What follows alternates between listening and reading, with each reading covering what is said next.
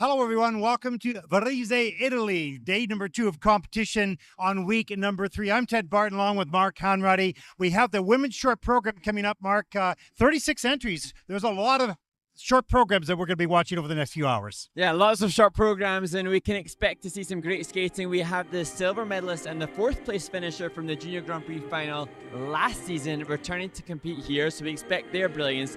However, on the Junior Grand Prix series this year already, we've seen complete newcomers come in and take the title, so it's kind of anybody's game. It's been very unpredictable this season so far, which makes it exciting.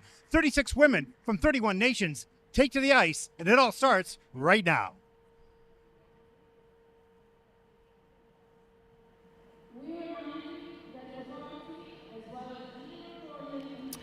Welcome, everyone, to Varese, Italy, as we take a look at the horse track that there are no horses on that today, and the arena, the A5 Arena, the host of this year's week number 3 in the Junior Grand Prix. I'm Ted Barton, along with Mark Conradi, as we fly into the facility. It's a beautiful area, Mark. Oh, it truly, truly is. Stunning area. And I think the skaters in particular are really appreciative of the fact that they've been able to have an assignment in such an amazing location. As to the judges who you can see on screen now, many of the judges perhaps appreciating the fact that the later start than has been the case on the first 2 spots of the Junior Grand Prix. And that's because, as we see the technical panel there, just 3 of the 4 disciplines being competed in Varese, so a little bit more time. Yeah, and happy for the officials. They have a very nice hotel, kind of a castle type of hotel, very classy, and get a little bit of time because the schedule's a little bit shorter here as we take a look at the start order for the women. Let's talk about the women's event here. We mentioned in the opening there's been unpredictable, perhaps is the wrong, I suppose, surprises, because we don't know all the skaters. Some are really good, but we don't know that until we see them. And it's been kind of fun because there's been some dark horses and some surprises throughout the events. Yeah, and I think many were surprised. In the first event, we had a Korean skater who was a silver medalist that had never competed on the Junior Grand Prix before, and then last week we had the champion that hadn't competed on the Junior Grand Prix. So it's great to see, new skating talent, and also I think because we're mindful of the sport of figure skating as a whole coming to the end of one Olympic cycle, perhaps dependent upon their age, we're looking at some of the skaters that may go on to be contenders within the next Olympic cycle as we head towards the 2030. Oh my goodness, the first time I've said it, talking about 2030 Winter Olympics. Yeesh. Yeah. Whoa, horsey, slow down there. Slow down there. Yeah, there's no question there. So interesting, we have some athletes that are on the Junior Grand Prix. One of them not in this competition, I believe, next week in where are we going to? Bangkok. The New Zealand skater Lahti, who is also going to be in the following week in the qualifier in Beijing. Yes. Yeah. So there are some junior athletes, and I think we have Garton from Germany as well, Genrich. I'm not sure if there's any others that will be on the Junior Grand Prix plus that event as well. Yeah, oh gosh, I think sometimes, Ted, because we look at so many skaters and see so many biographies of their different criteria, sometimes I lose sight of who's competing in which events. But yes, some of the athletes can double up, and that's based upon them having reached the age of 17 on July the 1st of this year. And so the skaters that fit into that kind of small window whereby they are reached the age of 17 but not 19 in the women's singles, then they can compete in both juniors and seniors. Yeah, it's interesting. Yihan Wang from China, she is the Chinese senior champion and junior champion, and I hadn't seen that before. Yeah. I've seen in Japan, second, Mao Shimada, of course, was the second senior and won the juniors, but here's 2-time champion junior and senior from China. We'll watch her. She's going to skate third to last in this event many hours from now. Yes, and it's really interesting as we see Elina Goidina on screen, just the concept of the evolution of the athlete and the evolution of the skater. And I know perhaps this year, because it's fully established that there are new age criteria for senior, that we are, it's less discussion point about the development of these athletes. And I think it's a really interesting discussion point, one that came into force throughout this Olympic cycle, whereby previously you could compete in the senior ranks if you'd reached the age of 15, and then it was phased in to now become the age of 17.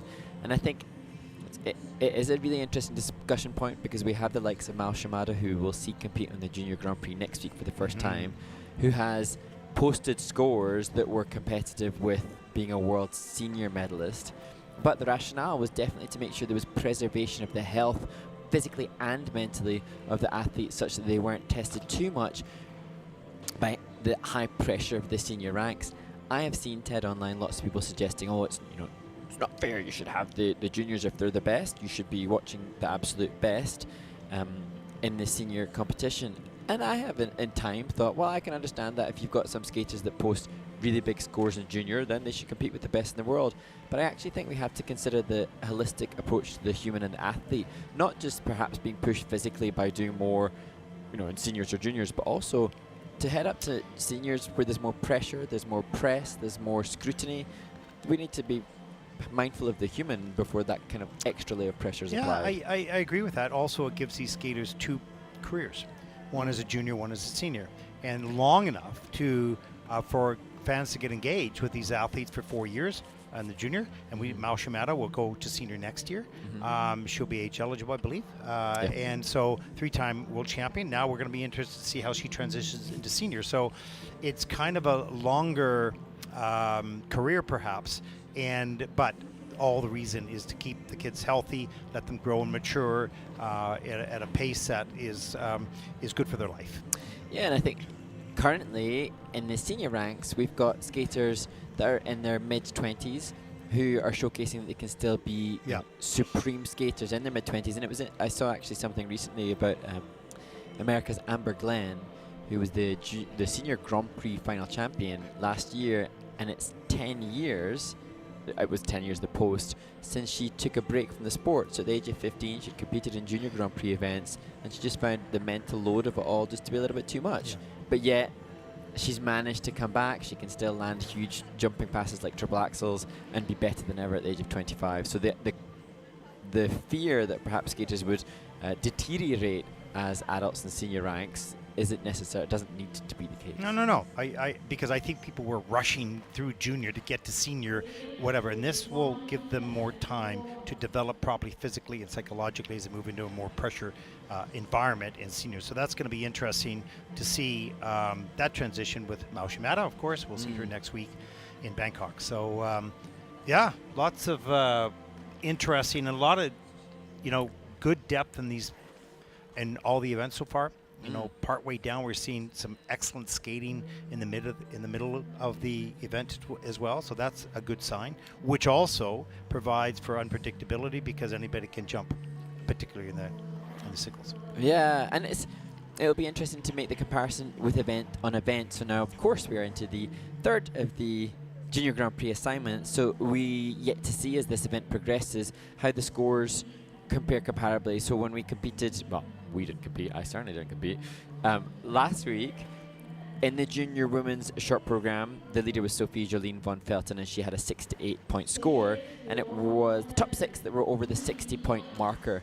But it's not necessarily always the case that event to event. No, could be an indication. Exactly. And we saw that in the men's. Even here, we saw the top 6 in the 70s. So here we go. The first of 36 women. And there will be 6 groups. And there's skater number 1, who represents Cyprus. Born in Moscow, Vasilisa Bogomolova, 14 years old, first Junior Grand Prix event, but has some international experience. And Vasilisa will skate to I Get Rhythm and Rhapsody in Blue. And she has Natalia Bestyamanova listed as her choreographer. She's the 1988 Olympic ice dance champion. She was full of drama, so hopefully the same kind of interpretation and presence will be present in Vasilisa's performance now. Let's take a look.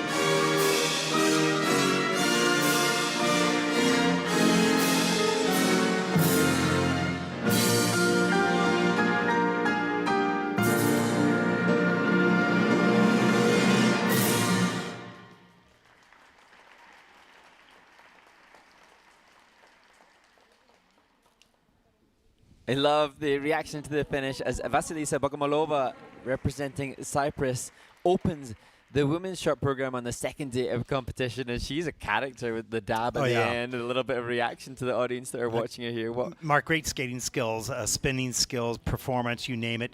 I mentioned she was born in Moscow, obviously trains there as well. She's getting the richness of the training in that country, and we're seeing that she represents Cyprus. We'll see a number of athletes in this event who have been born in Russia and are now representing Georgia or other countries around the world. So that's the reality of where we're at. Let's take a look at some of the elements in this short program.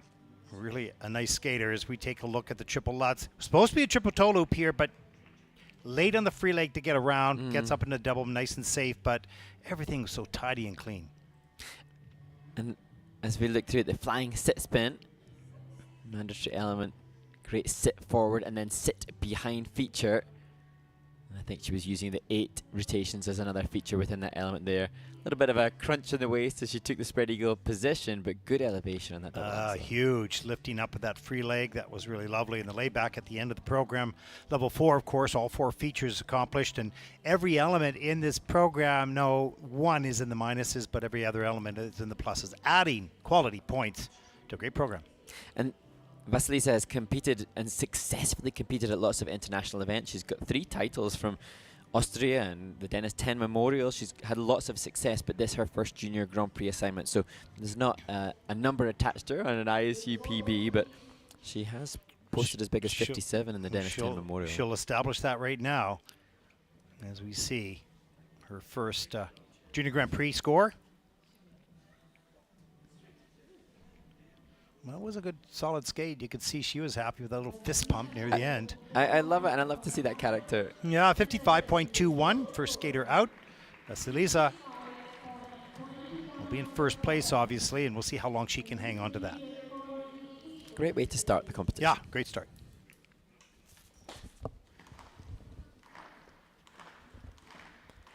Our next skater represents Canada, 14-year-old Ksenia Krouzkevitch. She was the silver medalist in both pre-novice, novice, and junior in 3 successful years in Canada. Certainly a skilled skater, but all the international junior level, this is new for her. Coached by Andrew Evans, choreographed by Mary Larmer.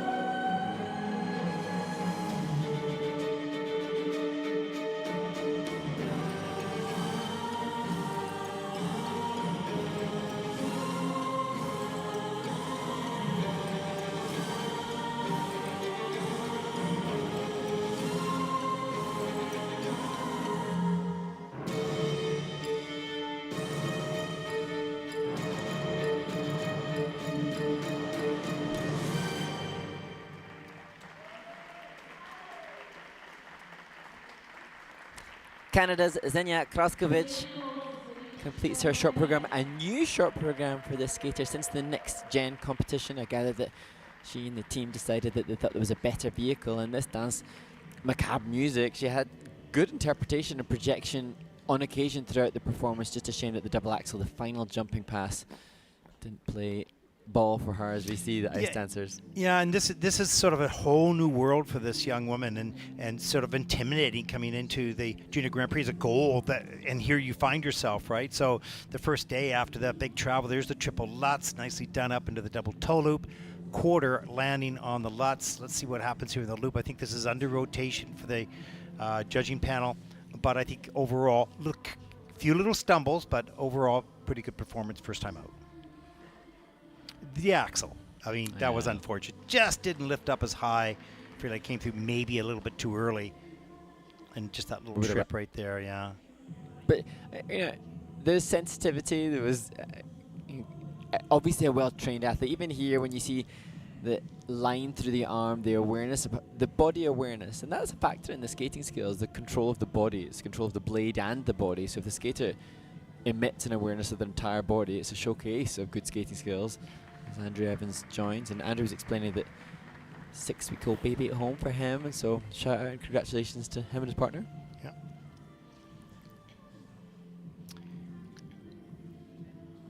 And that's just another part of the first phase, getting internationals, putting in perspective for your expectations and your wishes and the realities, and that's just a job that is sort of ongoing, not by the coach only, obviously, but by the skater to kind of figure this out. And it is not an easy process. You're just sort of wrapped up with emotions and thoughts, and you have to go through it. It's part of it, part of the game. And hopefully for Ksenia, she's been able to enjoy the experience in Varese, and that this has reignited a continued fire to demand more from herself. Exactly, and to want to come back. And we've got the free program, of course, more to come. Let's take a look at the short program score for Ksenia.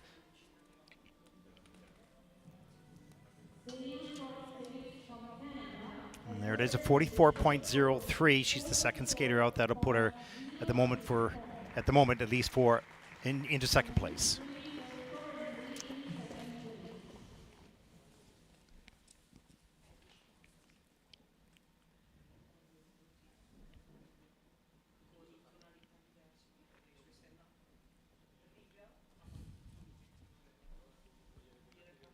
Our next skater represents Korea, 17-year-old Seojin Youn. Her birthday was about 10 days ago. She was 11th at Senior Nationals last year, was 8th at last season in her Junior Grand Prix in Ljubljana. And this, of the 36 women, the first of many who have previously medaled on the Junior Grand Prix. Seojin Youn, the 17-year-old from Seoul, hoping to repeat that feat in Varese now.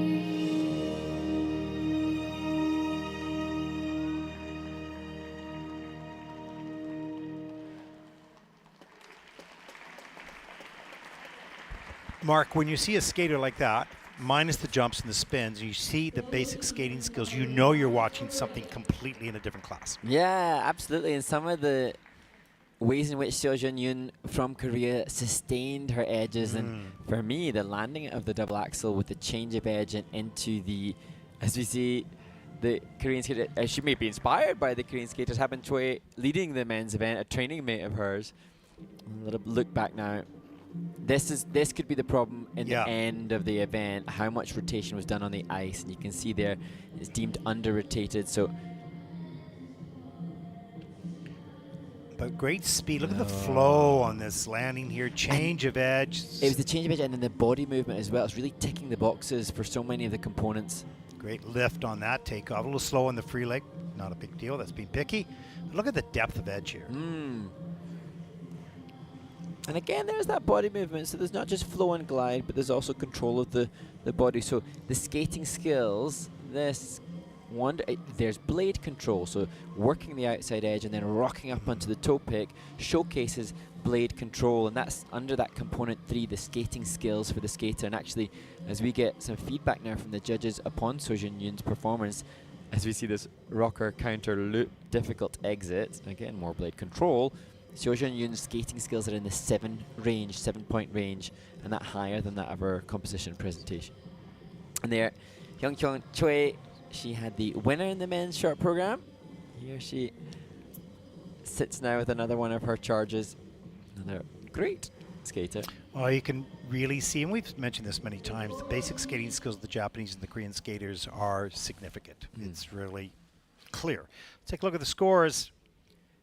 It should be a pretty good score of 60.70, and that will put her currently, for the moment at least, into first place. These brings her currently in first place.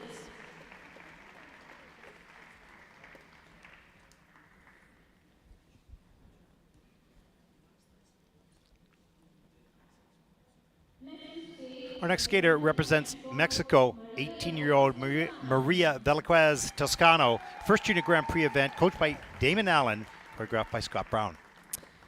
And Maria was second at the Junior National Championships in 2024 for Mexico. Now skating to the personal history of David Copperfield.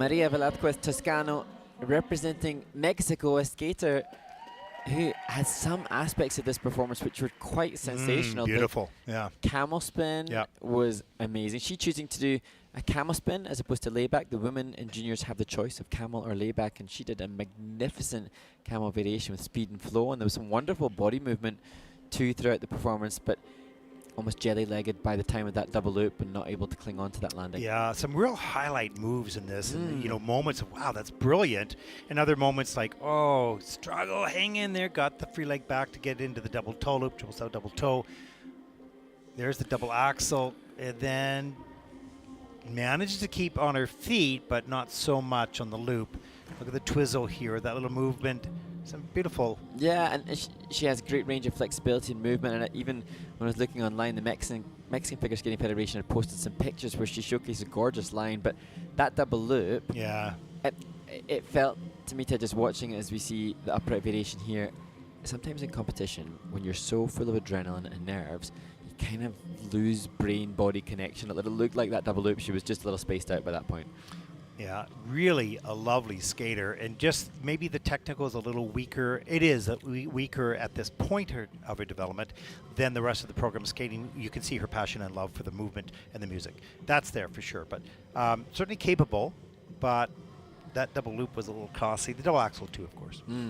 But I saw that the Mexican Figure Skating Federation were wishing her good luck on social media, and that confirmation, there's representation here for Mexican skating, and Maria will have to continue. That's a little bit of an element of responsibility to continue to try and inspire other skaters from that country. Oh, she's lovely. She has a lot of really fine qualities and still some work to do, as all the juniors have, no matter how good they are. Okay, maybe Mao Shamada. She's got a lot of it already. Let's take a look at the scores. Maria Velazquez Toscano from Mexico. 36.33 for Maria, and that'll put her, for the moment, into 4th place. This brings her currently in 4th place.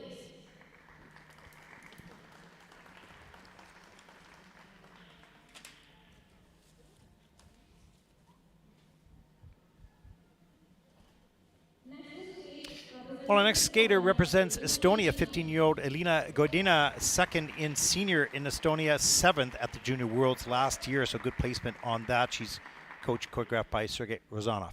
A skater with such quality across so many aspects, both technically and in terms of the program component scores. Be disappointed to have been off the podium in Riga, hoping for a medal in Varese.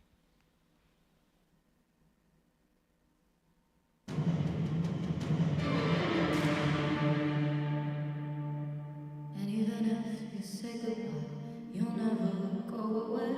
You are the rainbow in my sky, my colors in the gray. My only wish on a star, sunshine of the day, the only song that my piano ever plays. And even if you say goodbye, you'll always be around to lift me up and take me high, keep my feet close to the ground.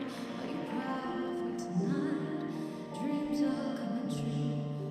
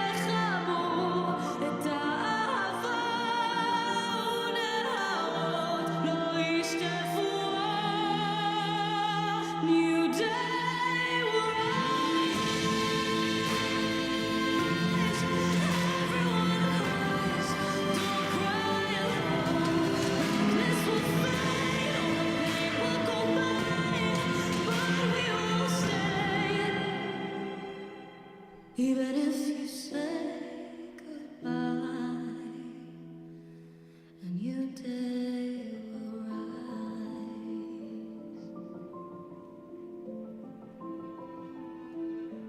New day will rise.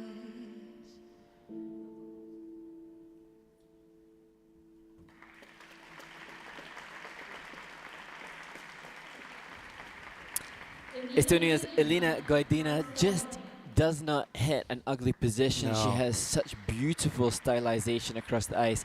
It's interesting, Ted, because I have such respect for the way which this skater has been taught and the beautiful movement that she has, but the standards are so high and the awareness of what is necessary for good grade of executions is so obviously in Elina. That's a clean skate, which to us looks fab, but I think you can tell as she leaves the ice, she knows that the little details of the grades of execution will not be getting her the scores that she's capable of. Yeah, it's she's a beautiful skater, and she's well-rounded, both connects with the music, beautiful choreography, wonderful execution of that choreography. Watch the jump technique here. The triple loop was a little bit on a lean on the ice on the takeoff, but she adjusted perfectly. Great Ina Bauer. Oh, amazing. Right up into the double axel. Nice flow. I mean, even she all did 1 foot. like an outside bracket after that. So much elevation there, but Great save on that first triple lutz on a little bit of a lean, and so we see just her enter the layback here at the end. and you know, looking at this layback, that unsurprisingly comes in at a level 4 with good grade of execution, but this is a real indication as to the standard that is required now, because Elina, almost knowing that triple lutz, triple toe, she maybe felt the under rotation, and so thus she'll be knowing that then she's losing 80% of the value of that jump and the impact that it has on the score. But she's just, I think, very classy, very elegant. She has a lovely neckline. She is. I mean, she's just 15 years old, so she has another year or two in junior. But the time she works through that time period, moving into senior, she's going to be well seasoned because she's a beautiful skater. There's really no weaknesses here. And we've actually, she was working the triple axel in Riga. She's pushing herself technically as well. Yeah, it's a matter of keeping healthy and happy. That's the big thing. But when you have high expectations of yourself, you know, that happiness, you know, happens a little less when it's perfect, right? It's the, you know, blessing and a curse to have high expectations of oneself. Yeah, it is, yeah. Pushes you to more, but 57.69 for Elina, and that'll put her currently into second place. Not what she's looking for, and I think she's capable of more, but for sure she is. But on this day, it's falls just a little bit short with the 57.69.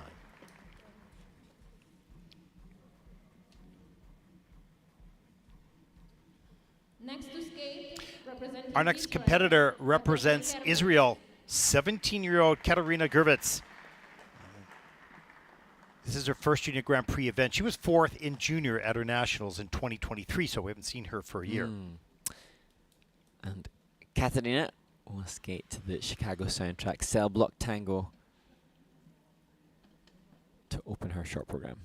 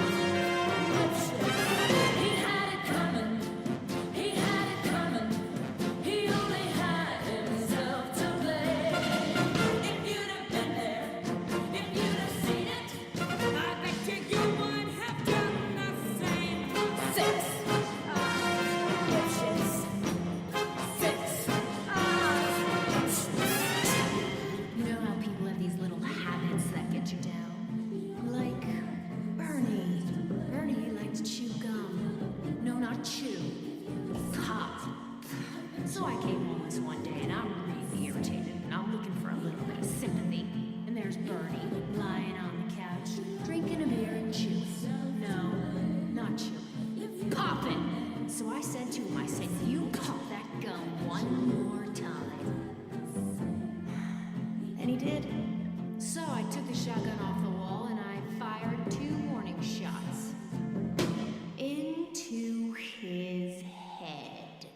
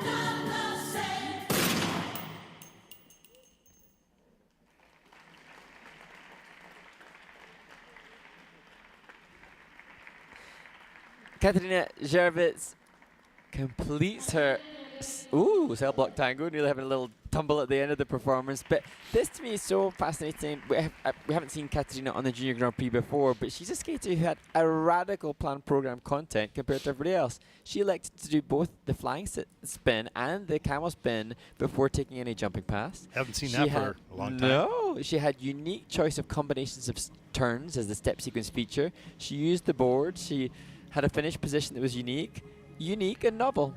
Yeah, this music is so much energy. It just, it's exhausting if you're going to keep up with every phrase. Yeah. For sure. And but she picked this music because she loves it, and you can see that passion in the beginning of it. Gets a little tired at the end, obviously, because there's a great output of energy, and that the jumping passes, that triple salka under rotated into the double toe. There's the double loop jump, and the axle near the end, slip off the takeoff edge and just single that. Of course, that's the problem. This is great twizzle. And then to back outside loop, then back outside counter. That's one of the features for a step sequence level, but her choice of features was hard. And this was cool. Shooting the gun. And the balance, whoa. Nearly. Yeah. And she's having fun. Yeah, I enjoyed that. Yeah. Yeah, so when you bring innovation to the ice and something different, you almost forget about, it was only just a triple salchow or whatever. It's not about the technical thing. It was about what the attempt of the athlete was and performance, and yeah. And I'm always saying skaters should be watching and learning and copying and effectively studying, which that has its place. But Katerina obviously has brought her own say, or that the coach and the choreographer as well. Well, and that's the nice thing with a skater who may have a little less technical elements, because everybody's got to do technical elements. So what do you bring different that's from you? Well, it's the program, it's the music, it's the connection, it's your little nuances that makes it special for you. We won't forget her. We'll know that performance with her with that name. Yeah, pretty cool. And kudos to Coach Nelly Katerina Goginashvili. Gervitz from Been Israel responsible and for it earned too. in a short program 32.09 for Katerina, 32.09 and points, that'll put her which currently brings her into 6th currently place. in 6th place. Placement, not so much the issue, really, is the design of the program and the execution. Great job. Just And left a little bit early though. just loitering around in the kiss and cry. There we go. Yeah. The following skaters There's a will look now take the at the ice for a standings. 6-minute warm-up. From Austria, So far, Flora group number 2 taking to the ice, group 2 of 6. Paula Kasnar. And Mark, I can see you're feverishly looking up on your phone to see Sumika whether Kanazawa. we have any questions coming in from our viewers. Yes, we do indeed, and thank you on this second day of competition in Varese to those that have sent in questions, and thank you to wonderful Teresa who's manning those questions for us and has forwarded some through, one of which comes from @Julia_Blomstrand. What is the best way to practice small details in a program? For example, keeping the eyes forward. Keeping the eyes forward? Yeah, I don't know if it's perhaps pertaining to like looking up or engaging rather than looking down. Perhaps that's the subtext. So what was the first part of the question? Best way to practice small details in a program. Okay, well, the small nuances, like we've just watched here. Yeah. You know, we've watched the loop and the bracket and all those small that's just repetition, right? And but I'm not sure the reference to the eyes forward. I think if I run with what I assume Julia means in regards to maybe headline, eye line. Oh, okay. For me, it's interesting. We were watching in the men's event yesterday, and I was really conscious of the different approaches that skaters and their coaches take. And there were some athletes in the men's event who had triple axel, but weaker skating skills and weaker composition, weaker presentation, but they had the high-tech score. And then you had others like Alexander Fagan, who had such quality in skating skills and composition and presentation, but not as much technical difficulty. In an absolute ideal world, the skaters are going to be able to tap into all of the necessary resources for success, both technically and with components. With both of those, you can't take them off the ice. So small details like the arm lines, the headline, the neckline, that can be done in front of a mirror at home. And if the skater, can take that upon themselves and have that autonomy to own their own progress in terms of that fine detail, practice repeatedly in front of a mirror wherever possible, playing the music and being self-analysis. And now with the skaters as well, Ted, they have, so many of them have smart device. So many of them have video camera. Record it, watch it back. Yeah, for sure. And, you know, it's interesting because you don't find many juniors, Mao Shimada aside, because she has it all at this age. She has the detail, the nuances, the musicality, the jumps. She has it all. But the reality is, early on in these careers, you can't build it all at one time. No. You know, a house is not built in one day. It's, you know, built in phases. And that's what skaters are. So it is the attention to those details. Technical, we know that's obvious, but it's attention to the details of connecting with your music and the little looks and the little wrist movements and all that kind of stuff. So you have to choose what you want to be strongest at whatever stage of development you're in. And I suppose, answer to the question from Julia, some people, I'm wondering if Julia's a skater or a parent or somebody involved, knowing somebody who perhaps doesn't have the confidence on ice that they could do with improving. Everybody will gravitate towards an aspect of the sport that they're good at or that they like the most. Yeah. So some might gravitate towards jumping. I was naturally more inclined to being a bit more of an artistic skater. I was drawn to that. So you find what you like, you tend to practice more. We have a lot of experience between the two of us because I was completely the opposite. The opposite. I was drawn to the jumps and the thrill of flying. Well, and falling, but But great question. Yeah. I'm going to save the next question for Ice Dance event later on, but we have had a competitor in this field posting a question, which is very cool. Question from @FiddlerAdler. Are you two going to be commentating for all of the Junior Grand Prix events? Yes, we are. Boom. Yes, we are. I'll be on site for next week. You'll be in your studio, and then we're both going to Beijing for the Olympic qualifier, and then Baku, I will be there, and you will be in your studio. See how I've changed it? I've changed from garage to studio. Is it because I put like a paint on the wall? It's become a It's studio. it's because you put paint. You put some nice pictures up there, and then both of us will be in Gdansk and Abu Dhabi, and we're excited about Abu Dhabi because it's the first time that the ISU is taking an event into the Middle East, and so we are thrilled with that expansion and excited to be there to help display the sport to a new culture, and so we're really excited about that. So that's what's happening over the next several weeks. Yeah, and that expansion part of the Go ISU Vision 2030 with growth and to reach and engage more fans, and that's certainly something that we're so delighted to be a part of seeing showcased. Do you know what I was going to tell you there about me in the garage, which I can't do here? Is in the garage, it might not be as exciting. I call it your studio. My studio. No, it used to be your garage. It's still your garage. She's got lawnmowers and stuff like that, but it's so much better. It's painted, it's got pictures, and also I light candles to a little bit more. I think you're here with all the energy of the venue and the music. And do you have a glass of wine as well? No, I don't do that. I think that could be risky. Are we? Oh, I've got others. Quick one from the Art of Celia. What are the rules about reusing programs from previous seasons? Actually, there's a really interesting. We haven't had that question before. No, it's a good question. There aren't rules about that. I mean, there's etiquette is maybe too strong of a word, but there's some sort of unspoken etiquette. Yeah. But interestingly, I know that this season, with it being the Olympic Games, there are lots of athletes, everybody's interested to see what the skaters will do. And I remember seeing people saying, oh, Olivia Smart and Tim Deek, who were awarded for Dune. Dune, and they won the awards for the ISU for most entertaining program, and it was a wonderful, wonderful program, and many people saying, oh, they should reuse it. But again, there's that concept of, oh, don't reusing a program, is that good or bad? Or no, it's tough. Olympic year, and every program is expensive to do, so they consideration on that. When you're at that level, no, they're going to be new. I think that's what we're going to see. We have to move on to this because we enter group number 2 in the women's short program. There is our next skater representing Austria, Flora Marie Schaller, 18 years old, second and senior at the Austrian Nationals, 34th last year at Junior Worlds, and 30th at Europeans. Mark? And Flora, she's been struggling with back pain coming into this event, but this is her last season on the Junior Grand Prix, and she said she just really wants to embrace and enjoy being back out at the Junior Grand Prix for one last season before moving to seniors. Loving the moment.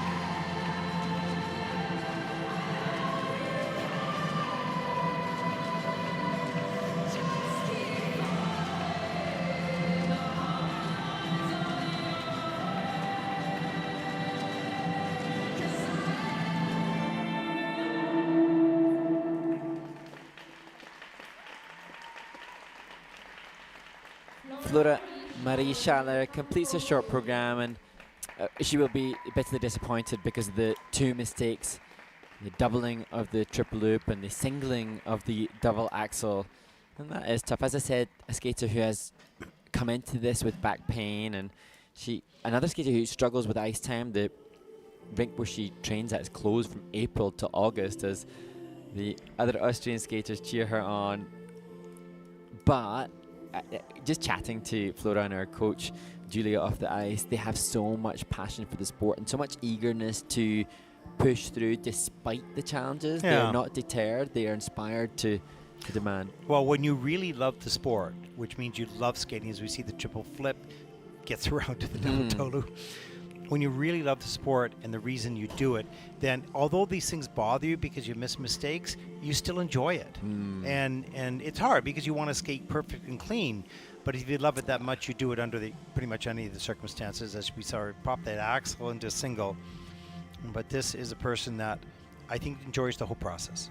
Yeah, and Julia, the coach, is doing such a great job at trying to develop the skating in Salzburg where they train, and just not having a rink and not having a venue for such a chunk of the year is so difficult. And yet, that's the kind of people we need in the sport. People that are going to go up above and beyond despite obstacles to continue to give opportunities to young people. Well, we've heard so many stories, not only this week and the other previous 2 weeks, is the challenges that people have no idea. Skaters in those skating centers, they have a rink, it's close to home, they have, everything's all set up for them. But these people that don't have a rink or lose it, then they got to travel over an hour and a half, or they got to fly and spend 2 months somewhere else. The commitment that they make, look at the Shaco family, Amazing. all the things that they've had to do, right? So it's extraordinary. Everybody's story is different. And Flora and Julia organized for Flora to train with Jeff Langdon in April and May in Canada. So they're going to huge expense and cost. So that's why this skate now, that's disappointing. There's been a whole lot of investment into this. Yeah. However, there is a holistic approach to the human beyond what the scores are here. Yeah, exactly. Flora Marie Schaller from Austria. It's 34.12 for Flora Maria Schaller from Austria. That'll put her currently into 6th place. Certainly not the score that she's looking for. She loves the sport. She's enjoying that. Well, would like to have her best skate on the biggest stage. Wishing her all the best for the free.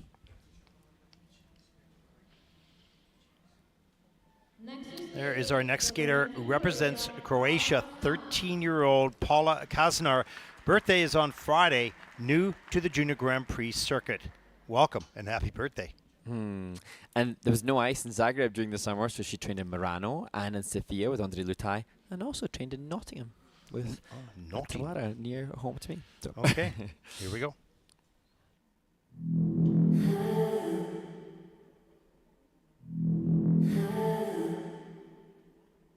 Love that can take me down. Show me up across of all my doubts. I wanna fight and steady man. Come on, show me if your love can. Write my name in crimson red. Cross my heart and back again. I wanna keep you in my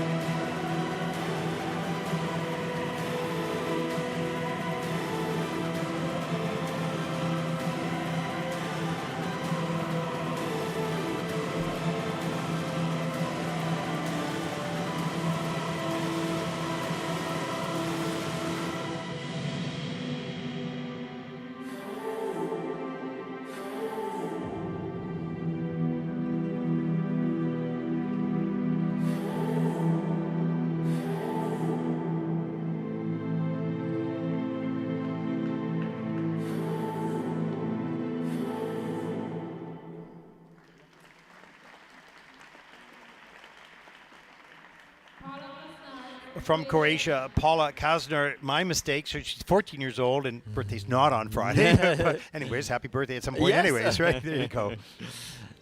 And Paula delivering the triple toe, the triple loop, the double axel.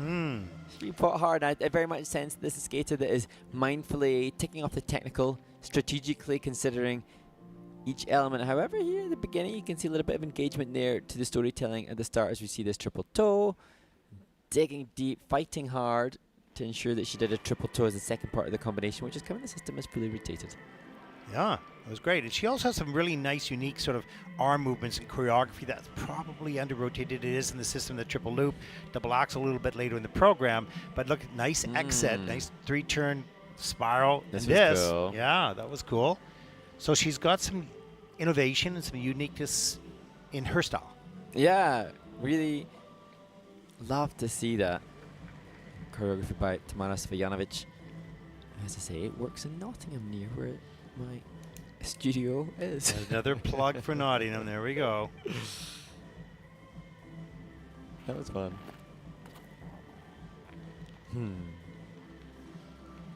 Yay for the show. That coach has got a very perfectly well-shaped heart. It's good work.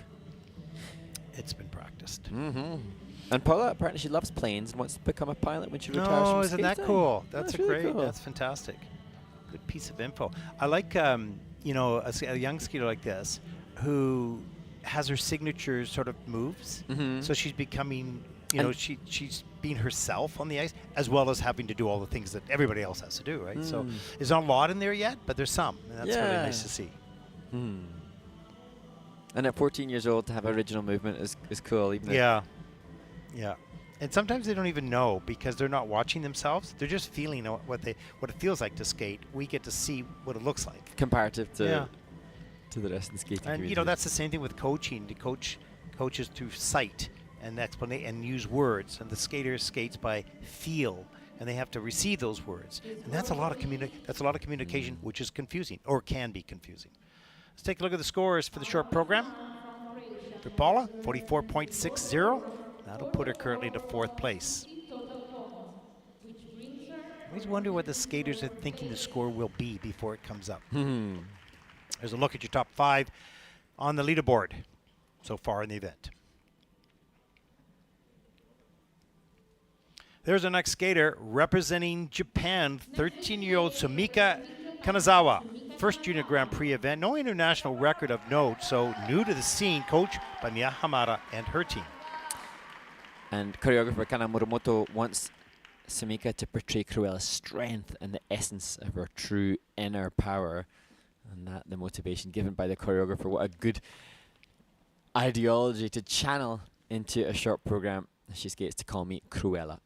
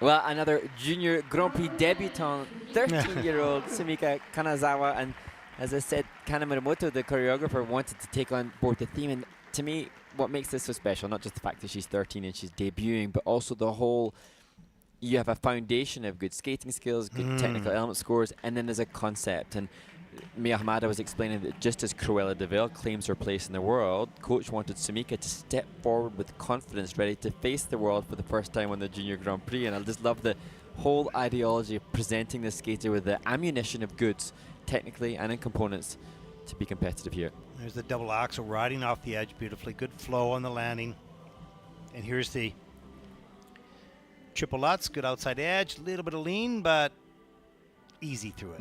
Yeah, really quick free leg, and the second pick on the triple toe loop, triple loop, that was sweet. Clean. I love that. I love when they're really indisputably rotated. Yeah, and so high. There's that. Look how deep that edge was going into the camel, or into that element.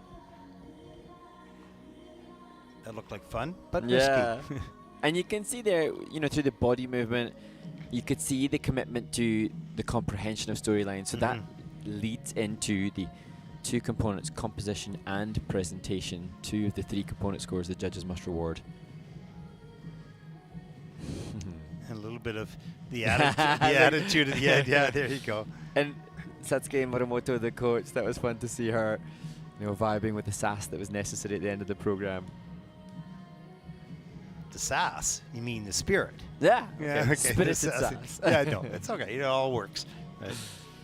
And Satsuki Muramoto, coach here, she just seems to ooze a safe place for the athletes. Positive vibrance, really. Oh, that's such a good analogy. I totally agree. She gives a positive vibrance. Yeah, very good. And her PC scores here, we got 2 in the 7s, so we're one high in the 6s. So you'll see the quality represented in the score. We might have a new leader. We'll find out.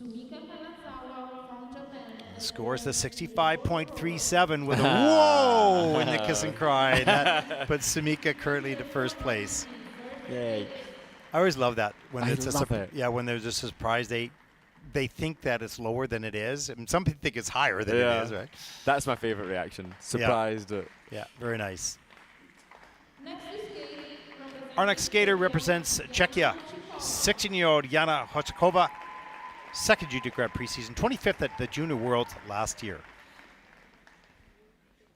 And Jana will skate to Bedtime Stories and Hollow Attack for her short program.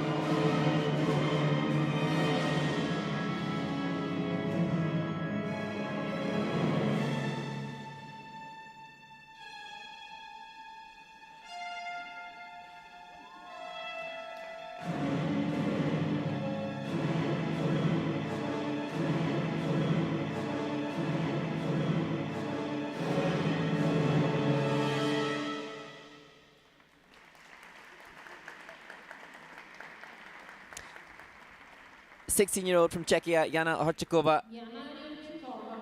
And this, a young woman who is very, very dedicated and very, very focused. In practice this week, a couple of days ago, she committed to a full run-through, and that testament to her preparation and diligence. She wasn't going to back off even though we're on the venue of the event. Well, every coach would like all their athletes to do the full run-through and not back off, but it's exhausting. It's exhausting, but you need to do it, and that's good for her. As we take a look here, the triple toe loop, nice height on the first one and second one as well, all the way around. No, it's under-rotated on the second one. Wow.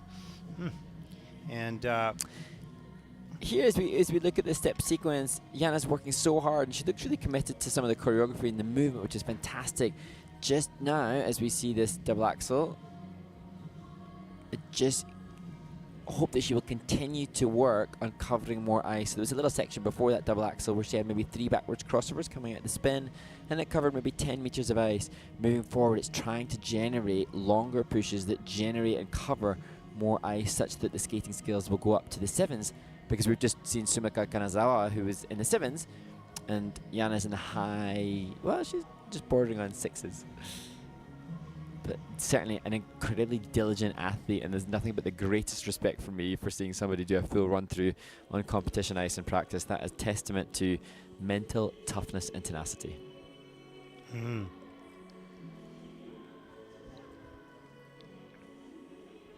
Interesting to see, you know, quite often we see in the kiss and cry the coach talking maybe with or at the skater. In this case, the skater, at least at the moment, in the beginning, was speaking to the coach, doing her analysis. And if the coach can bring that out in the skater, get their thoughts on their feelings of what they did, this is good. Self-analysis, very good. But not everybody can do that. Yeah, Coach Olga Petramentova, who's been with Jana. I think we've seen Jana on the Junior Grand Prix for maybe at least 2 seasons before, I believe. But the coaching team has been the same, and you know, we have to give such thanks to those coaches and respect to those coaches for raising these quality and caliber of athlete. Let's take a look at the short program score, 51.26 for Jana, and that will put her currently to 5th place. Nice. And there's a look at your top 5 skaters so far.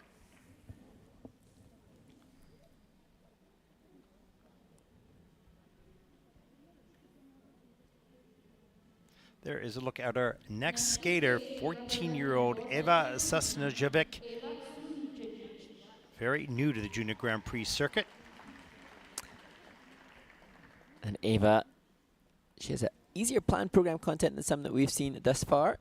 She'll be opening with double-double combination, Lutz and toe loop, and she skates to the soundtrack of The Diplomat.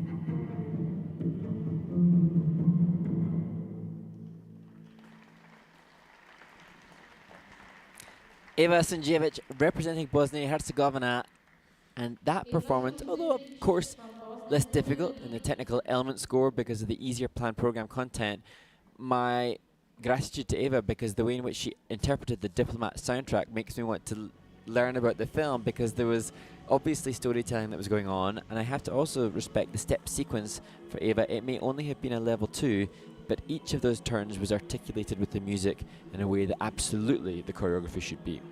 Oh, Musical awareness. Nicely said, Mark. And let's take a look at the elements. There's the double Lutz, double toe loop. Good start to the program. That is the level that she is currently at. The double axel attempt looked to start well, but didn't convert over to the back rotation position fast enough. And then a camel spin at the top. There's the change of edge. We want to feature on that element into change combo spin, which comes in at level 3 right at the end of the program.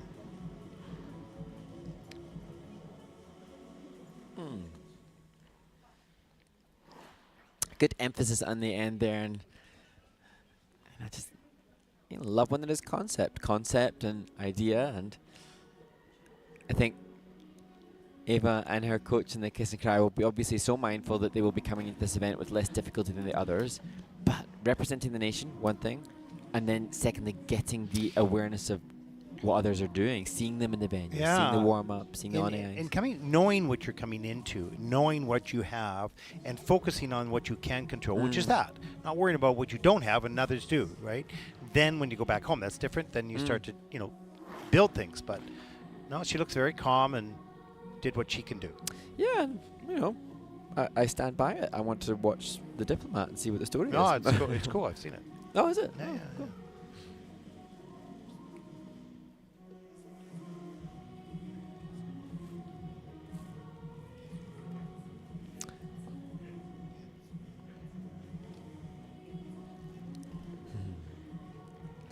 And there's a picture for the life photo album, Memories to be Made, representing your country at an International Skating Union event.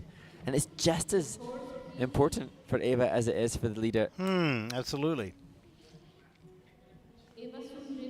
The scores for Eva, 26.82. That will put her, for the moment, into 11th place.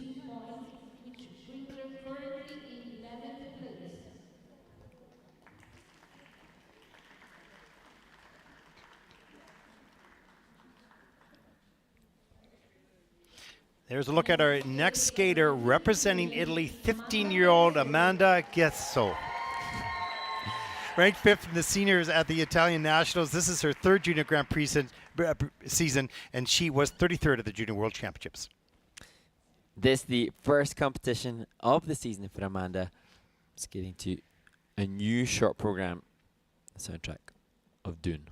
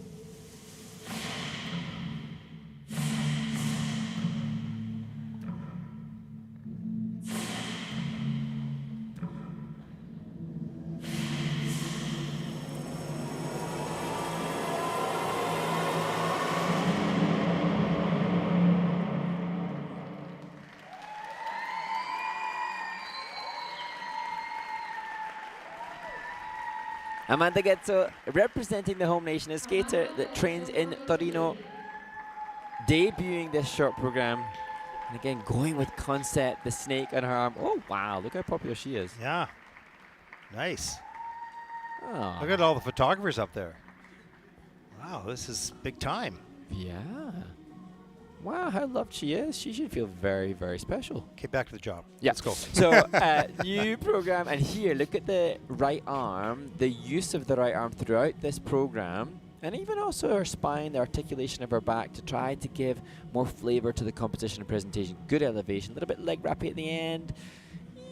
That is downgraded, the triple toe loop in the system. This was big. Yeah, huge. Great air. And, you know, the bent leg spread eagle, perfectly appropriate for the choreography of this as we see the triple loop. Okay. And there, an inside spread eagle with amazing back arch and back bend. So this, you know, real use of body as exemplified here too. It'd be interesting to see how much the judges really connect with the composition of this program. The whole concept of it really was evident throughout from start to finish, both in and out of the jumping passes, and this fabulous finish. Look at that commitment. Ooh. Cool.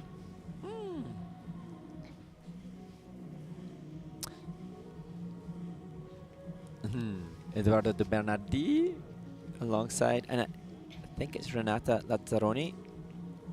Also in the kiss crowd, but I'm not wholly sure on that, Ted. The detective anyway needs to get confirmation of that. Detective Houndruddy. Gonna have to check the notes. I'll see what the scores are. She's a 51.79 is her personal best, I think, from last season. And she's going to come close to that, I think. Or maybe. Great to see the judges really making a difference between the skating skills and the composition. So there's a half-point difference at present, which is a big stretch, indicating that the judges really connected with the composition over and above the skating skills that Amanda has. And the skating skills were good, but the composition was that much better. Let's take a look at the scores for Amanda. 56.27. They all look pretty happy with that. Yeah, there you go. And that puts Amanda, for the moment, into 4th place after 2 groups. Great job. Yay. Very nice. And there's a look at the standings after the first 2 groups. There are 6 groups in this event. And there are the standings so far. Sumika, of course, in 1st place.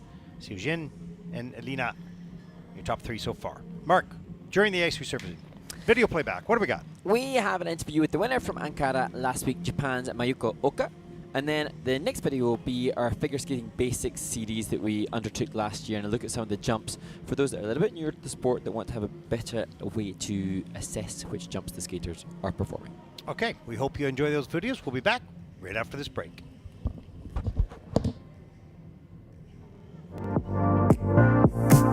Here in Ankara with the women's champion Mayuko Oka from Japan, a 199.74 total score. Congratulations on your win, first of all. And I just wanted to ask you what your expectations were when you came here for your first Junior Grand Prix and to win here first time out.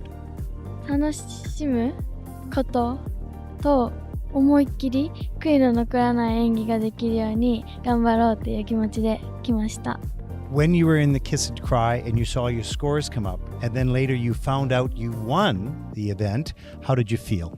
まさか優勝するとは思ってなかったので、点数が出た時はすごい驚きました。Well, congratulations on your first Junior Grand Prix, on your first gold medal, and we wish you the very best as you move forward. The champion here in Ankara, Mayuko Oka from Japan.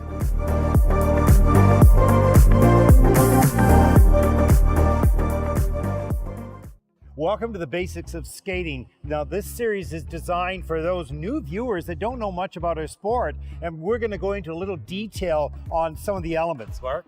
Yeah, we're going to start with understanding the 6 different figure skating jumps, and we're going to start with the axel, which I believe is probably the easiest for a new viewer to spot. It is. It's the only jump that you go forwards on, and it's a little scary because you're jumping into space, but Mark here is a brave soul, and he is going to demonstrate for us, so I'm going to back out of this shot.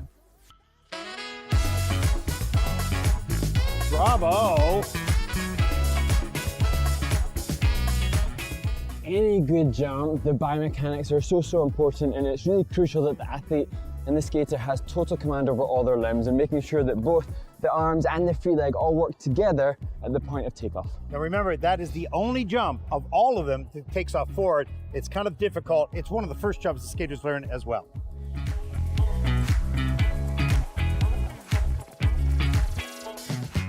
Let's take a look at the Salchow jump now, different from the axel, Mark. That's forward takeoff with the axel. This is the first of the jumps we take off from backwards, and it'll be a back inside edge that takes off and dictates the Salchow.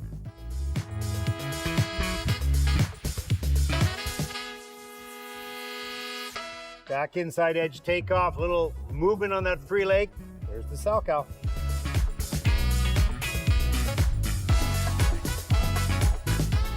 Now we're going to take a look at the loop jump. Now this is the one jump that does not have a second leg assist, like a toe pick or like the use of the free leg. There's just one edge. The free leg is crossed in front of the takeoff edge, and it just pretty much stays there through the takeoff and into the air rotation position. Just one edge in and one edge out. That's a look at the loop jump. Now we're going to take a look at the toe loop, which is different than the axel and the Salchow. Those were edge jumps. This is the first toe jump that you're going to see, Mark. Yes, and there are lots of different entries into the toe loop, but the important part is that the final edge is on our back outside edge, and we tap in to assist the takeoff.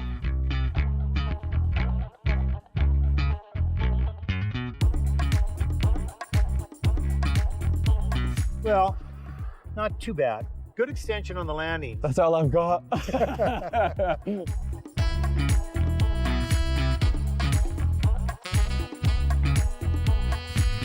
And now we're going to take a look at the flip jump. Now, once again, this jump uses the toe pick to help lift the skater in the air. Mark? And like the toe loop, there are lots of different entries that the skaters will use to get to the jump, but the important part here is a back inside edge on takeoff.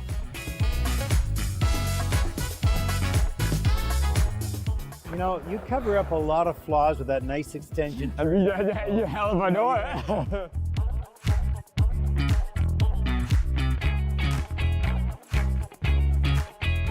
Now we're going to take a look at the Lutz jump. This is quite similar to the flip jump, except the takeoff edge is an outside as opposed to the flip being an inside. Kind of a little complicated and difficult to see so quickly. Mark? Yes, difficult to spot, but should the skater take off with the incorrect edge, it can have big implications on their points.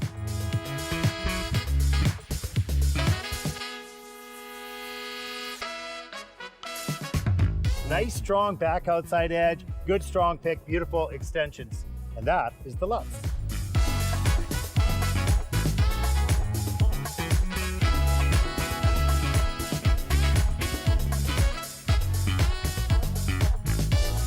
And now you hopefully know the differences between the different figure skating jumps, so please try and test yourself when you're watching some of the world's best figure skaters.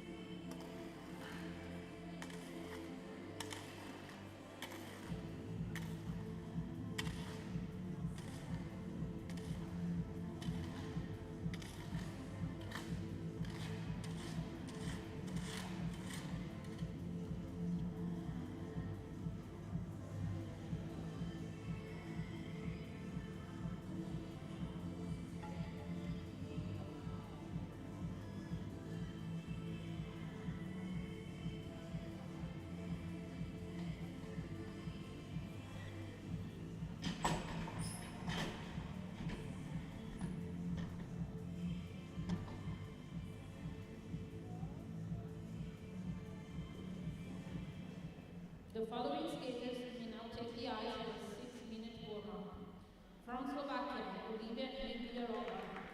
From Liechtenstein, Salome Schmid. From the Republic of South Africa, Elina Goidina. From Sweden, Nora Coppens. From the Netherlands, Anja Horcickova. From Italy, Beatrice Soldati.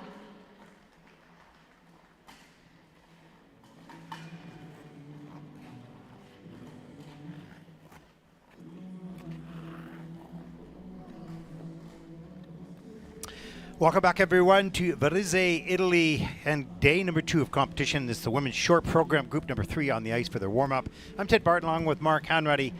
We've seen some good performances so far. This is, we talked about unpredictable. We don't mean that in a bad way.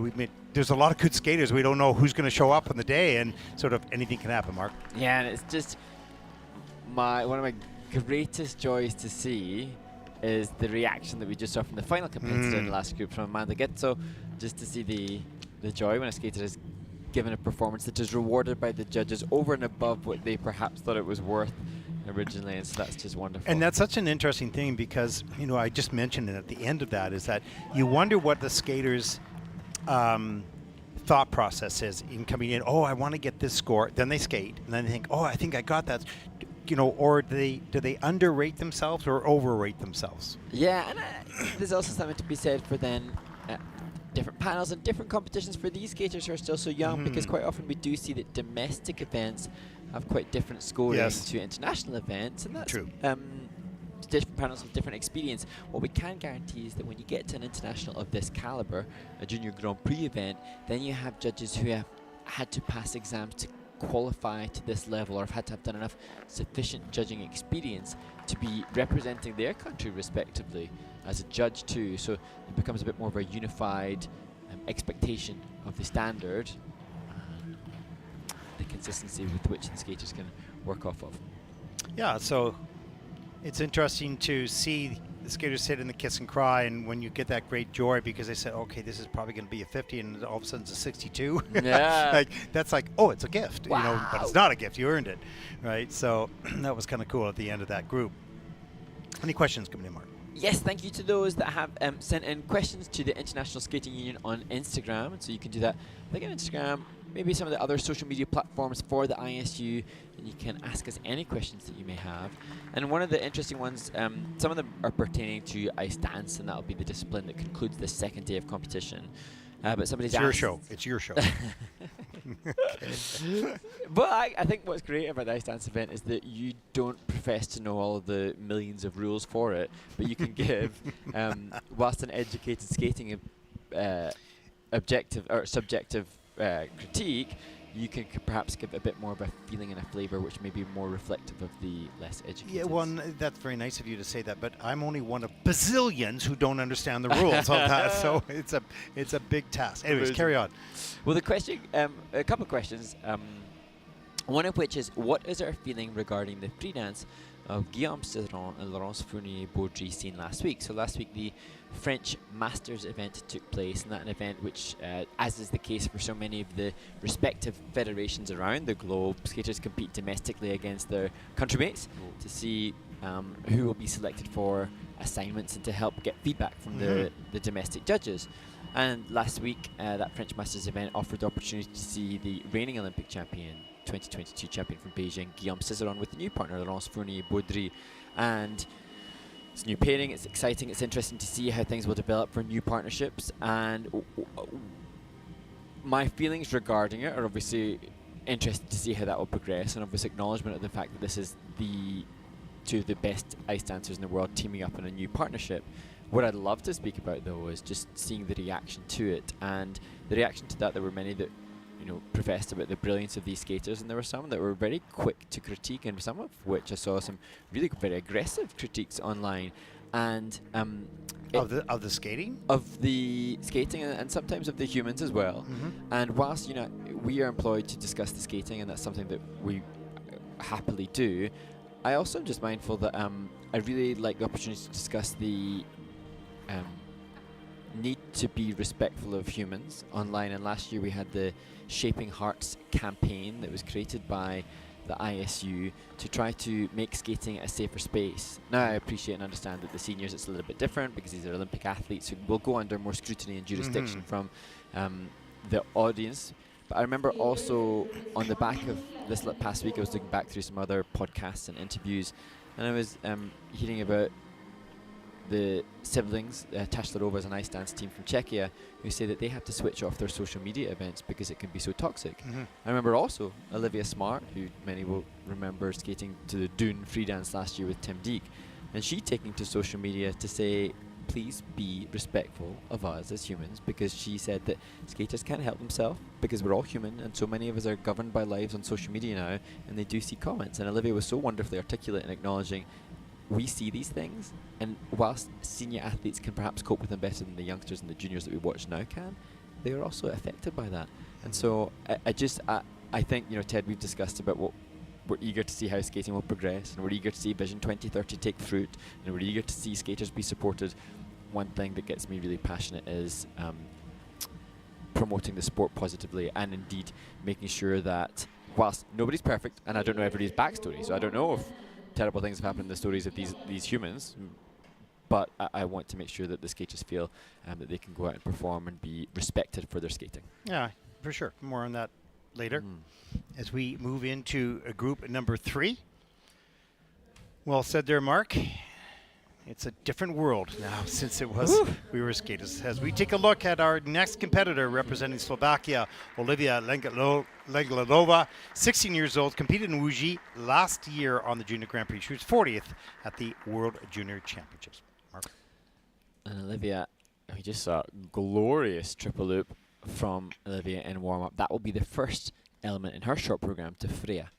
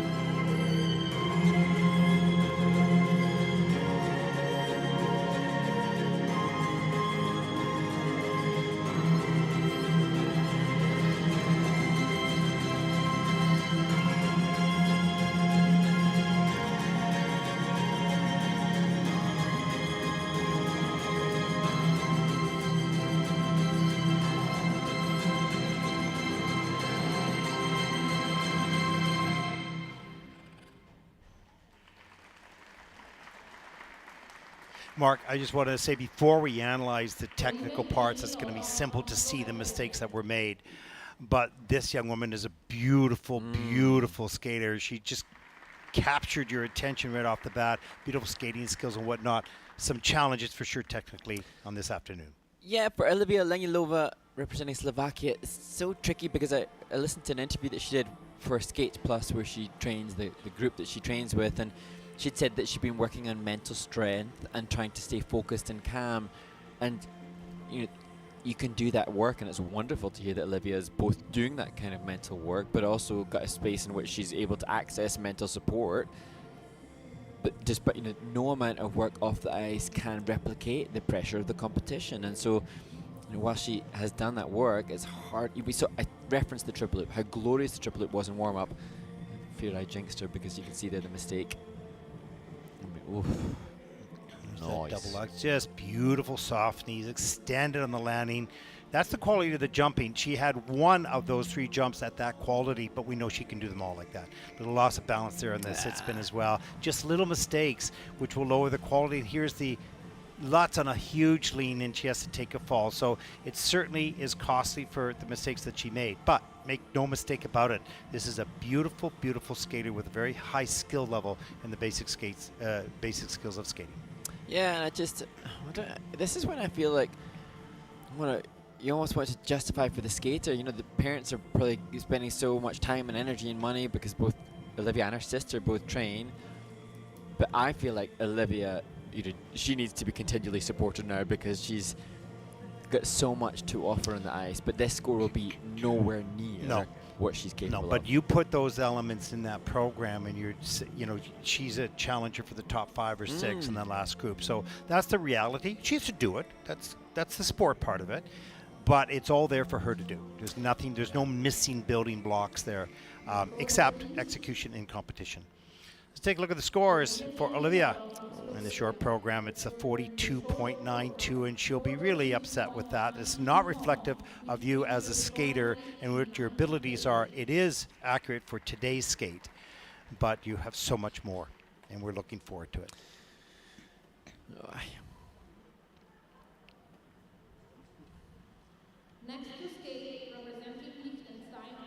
Our next skater represents Liechtenstein, Salome Schmid, 16 years old, brand new to the Junior Grand Prix this season, Mark.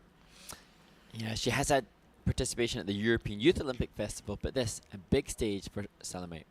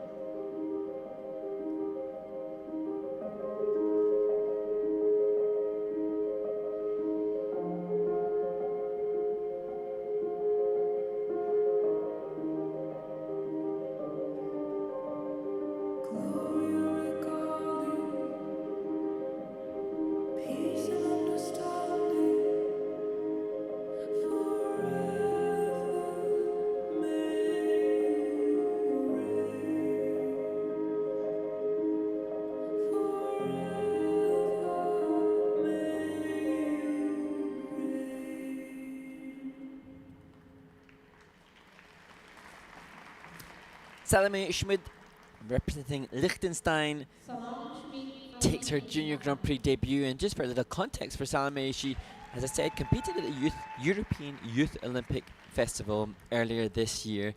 But just looking back at those results, that was when the flip jump was the jump in their short program. Now is the loop. She's including 2 triples, although not successful. She had the fall on the triple salto, but just indication that, again, the progression is being made. And for Salome to include 2 triples this season, it's a step up and push forward in our technical element scores. We look back at that opening triple loop. Here it is. A little bit of a lean on that takeoff, but she maintained that back strength to be able to at least land it. There's the Salchow, and of course she, goes too far on the toe pick, loses the grab on the ice. There's the double axel, gets that done, probably under rotated it is in the system. And they're just looking through that combination of turns, just a little break in the rotation on the twizzle, so she may lose that feature. Coming in at a step sequence level 2, with the final layback achieving the maximum level 4, which was great. And looking back at Salome's previous skate internationally in Batumi at the European Youth Olympic Festival, she used triple toe loop as the jump on the combination then, and it was under rotated. So here she had a fall, but the triple salto was fully rotated. She's doing 2 triples instead of just the triple and combo. So, there's a mindfulness and an awareness of Salome continuing to push herself technically and to continue to push herself in this competitive arena. And this event not only gives her now the feedback from the panel as to the fact that the loop was still under rotated, the double axle still under rotated, but she had a fully rotated triple salto. There are all these feedback mechanisms from the technical panel that you can take positives from and learning opportunities. And it's not confusing feedback. It's precise feedback, technically for sure. Short program scores for Salome 31.93, and that will put her currently for the moment into 13th place.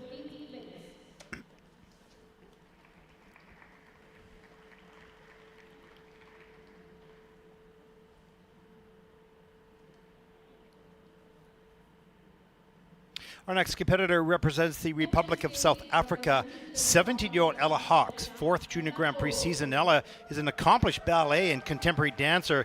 In addition to her skating, and contributes to her own choreography. Mark? And Ella, she broke her wrist in the off-season, so hasn't had the optimal preparation. But hoping for success now as she starts the first of her 2 assignments on the Junior Grand Prix this year, skating Devolver, Bang Bang, and Bang Bang.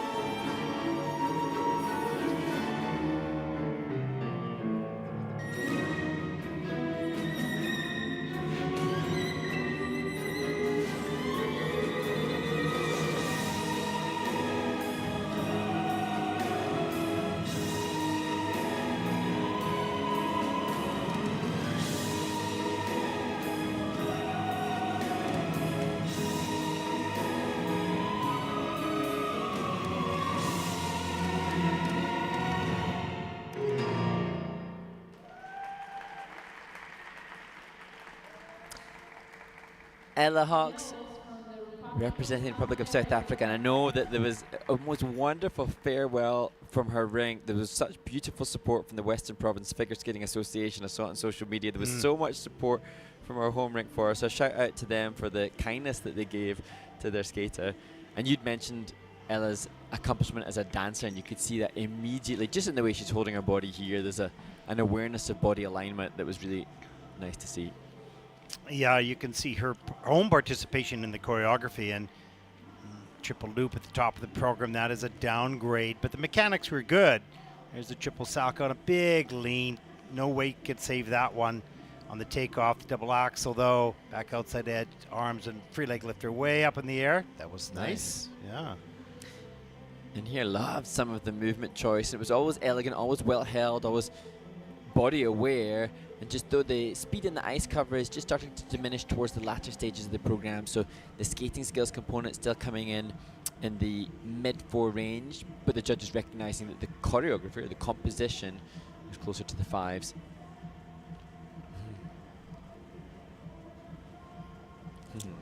Such a fun character. And Ella scheduled to also compete in Abu Dhabi as well, so well, that will be an interesting experience for everyone. Yeah. For us too.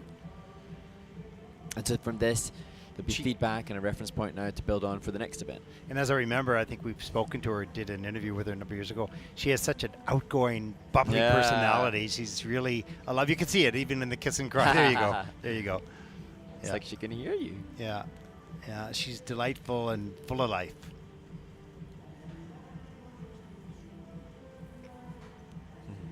And you know, the double axel was beautiful. The mechanics on the loop were good, just under rotated, and yeah, a lot of nice aspects to Ella's skating. And she has a 44.15 as her best, but this is 36.15, and that'll put Ella currently into 11th place.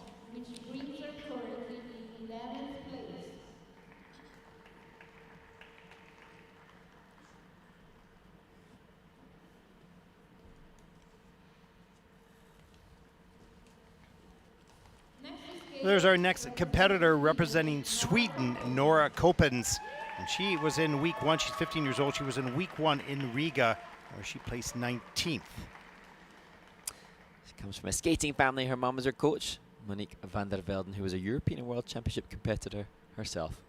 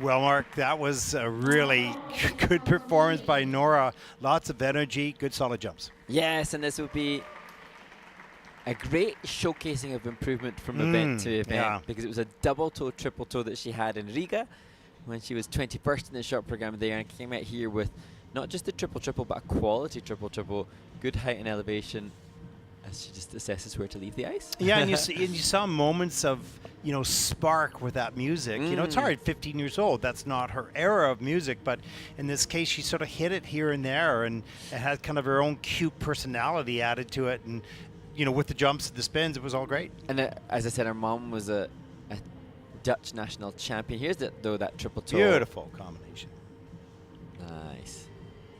But her mum was then a show skater professional for 10 years as well. So as we look at that triple loop, and then we see some of that characterization and perhaps tapping into her mum's professional skating career as well, experience with the double axel. Yeah, that looks like her least favorite jump. She's not really converting yet, but you know, still well done.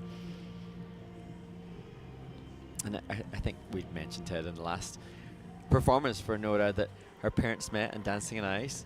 And her dad's a TV host back home and has a big following, and he's a very proud dad too. So I think he has over 300,000 followers on Instagram, and he makes sure that those 300,000 people are aware that his daughter, his baby girl, is competing and representing the country abroad. So well, I don't know if he's here or if he's listening. He is, yeah. Is he here in the building? building? Well, if he was listening to us, you know, nothing else matters when your little girl or your son are on the ice. And actually, the son skates too, Bo. Oh, wow. Nora and Bo compete in pairs together. So it's a full family affair. Wow, there you go. And it all started where? On Dancing Dutch on Dancing. And actually, I think they have a reality show now about their lives. So oh, wow, that's really cool. Really cool. So in terms of publicizing and supporting the sport, no problem. Well done. Here we go. 49.79, season's best for Nora. She looks happy with that. Yeah, that's cool. 6 points higher than last time. Puts her in 7th place. Great job. Good result. More to come.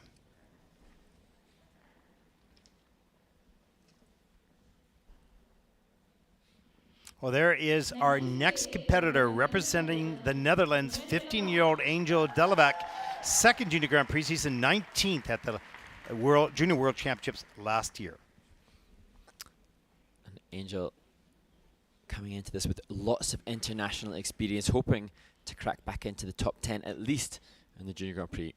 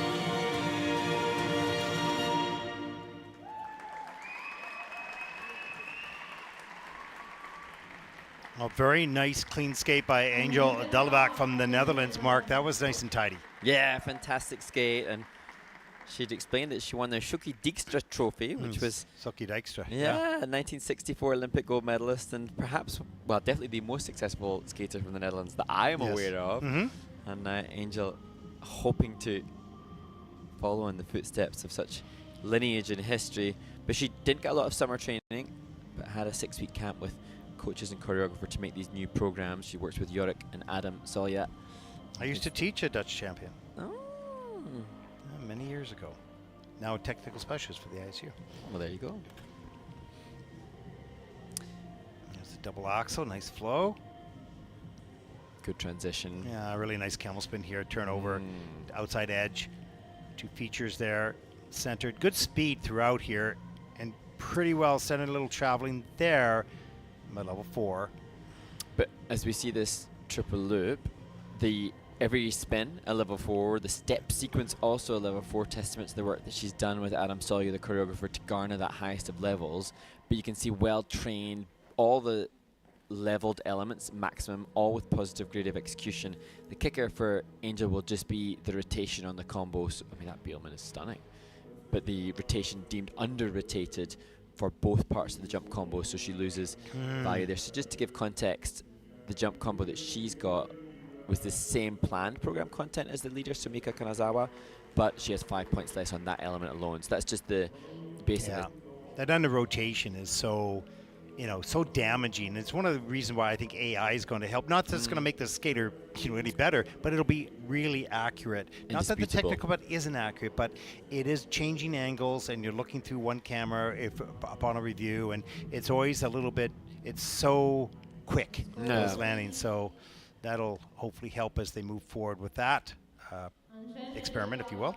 Let's take a look at the scores. 54.37 for Angel. That's a pretty good score, even with that down under rotations on the jump combination. That'll put her currently into 6th place.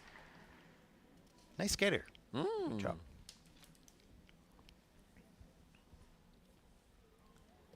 Well, our next skater represents Italy, 15-year-old Beatrice Soldati. First Junior Grand Prix event, however, she has extensive international experience. And I'm hoping that she's inspired by the performance of her sister in the ice dance event, Ariana Soldati, and her partner Nicholas Taliaboe, 2nd place in that part of the competition.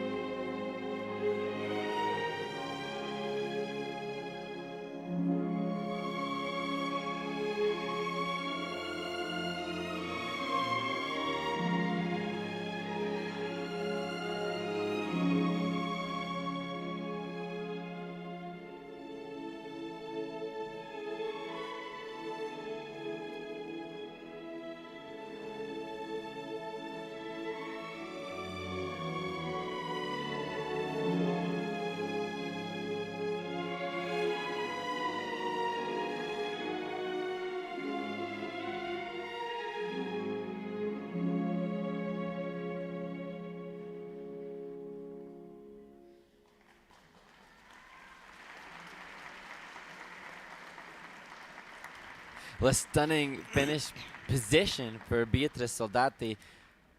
Just elegance personified. Such a beautiful, beautiful skater. And I'm interested to see how the judges will reward the presentation of that performance, because she did ooze a class and a refinement. That said, it didn't have as much speed as others, so I'd be really interested to see how the judges differentiate the skating skills versus the presentation components. And the components at the moment in the mid-5s here, so a little less under rotation on the triple toe loop and a quarter on the first triple toe. So that's going to be a little bit harsh. Not harsh, but damaging. The opening was just divine. Yeah, so it was beautiful. There's the first triple toe loop. Watch the landing. Tough to tell so quick, but you could clearly see it on the second landing. Harder on the first one. And Beatrice was really sizing up the jumping elements. There was a lot of consideration. Nice rotational position, but very hesitant and cautious going in. Let's take a look at the landing right here. That looks, clean in the system. That's good. And we were talking about, the ways in which a skater will gravitate towards what they're naturally prone to. And Beatrice, just looks like she oozes a refinement. I noticed that she trains at the wonderful Center of Ice Lab, working with Rosa, and Daniel Agiano was choreographer, I see, and Carolina Kostner goes to that rink and will practice. And you can almost sense, if she's not seen her in sight, she's obviously been inspired by that stylization. When it comes down to when you build a great skater and you give them good choreography and they connect with the music and they love and they have passion for that part, then you've got to just do the jumps, which are, maybe you're in the air for a second and a half throughout the whole program between those 3 jumps. So it's not a lot. It's hard to do. There's no question. But without the basis of that, you're going to be a good jumper, but you'll never be at the top. You need to have, obviously, both. Yeah. But, If now for Beatrice, if she can manage to inject a confidence, she telegraphs the jumping passes because she's so eager and keen to do them well. If she can manage to transcend the space of time prior to the jump to ooze the elegance that she has and not make it obvious that she's understandably anxious about what's coming. Well, the layback spin and the step sequence level 2, so got some work to do on that. The change combination into 4, and the flying set spin at level 3. So certainly some points left on the table with those things which he's capable of, for sure, on those elements to increase the degree of difficulty. But the qualities of the over, it's beautiful. Oh, absolutely beautiful. Memorable. Let's take a look at the scores. The 49.15 for Beatrice. That'll put her currently into 9th place. The coach looks okay with that.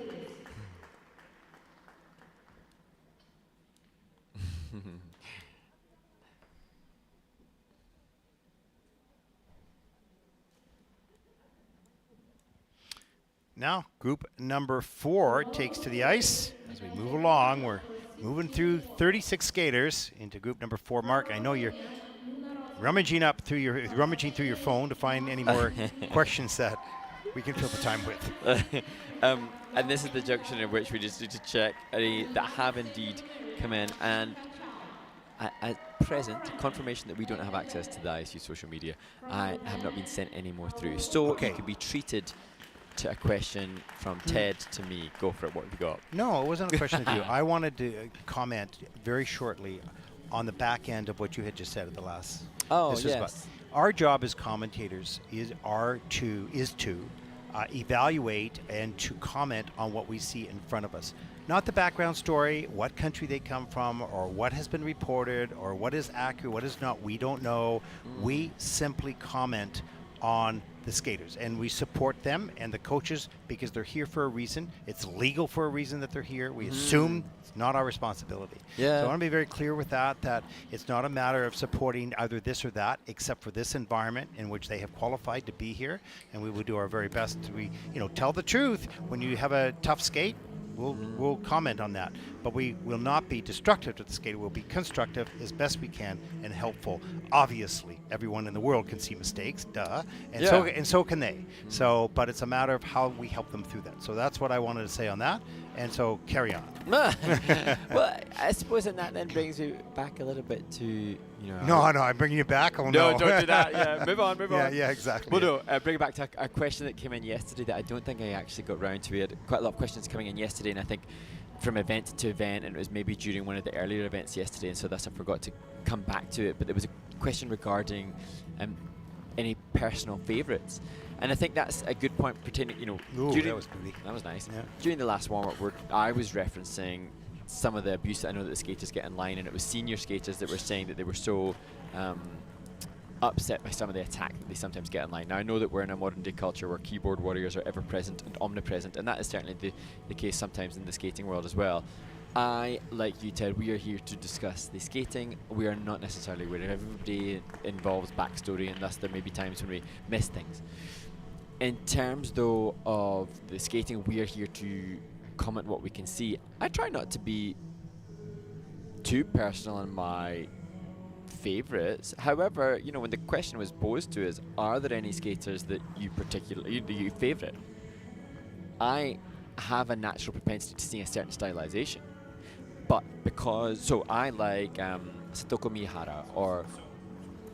So it's not the person that's your favorite; it's what they do as a skater is your favorite. So not to do with the person. We like them all. We like everyone. It's not the issue, but it's what they bring to the ice. Yeah, and I suppose the analogy would be, as these skaters all pick different music, everybody, you've all got your playlist. Everybody, if you've got music, we all have a different playlist.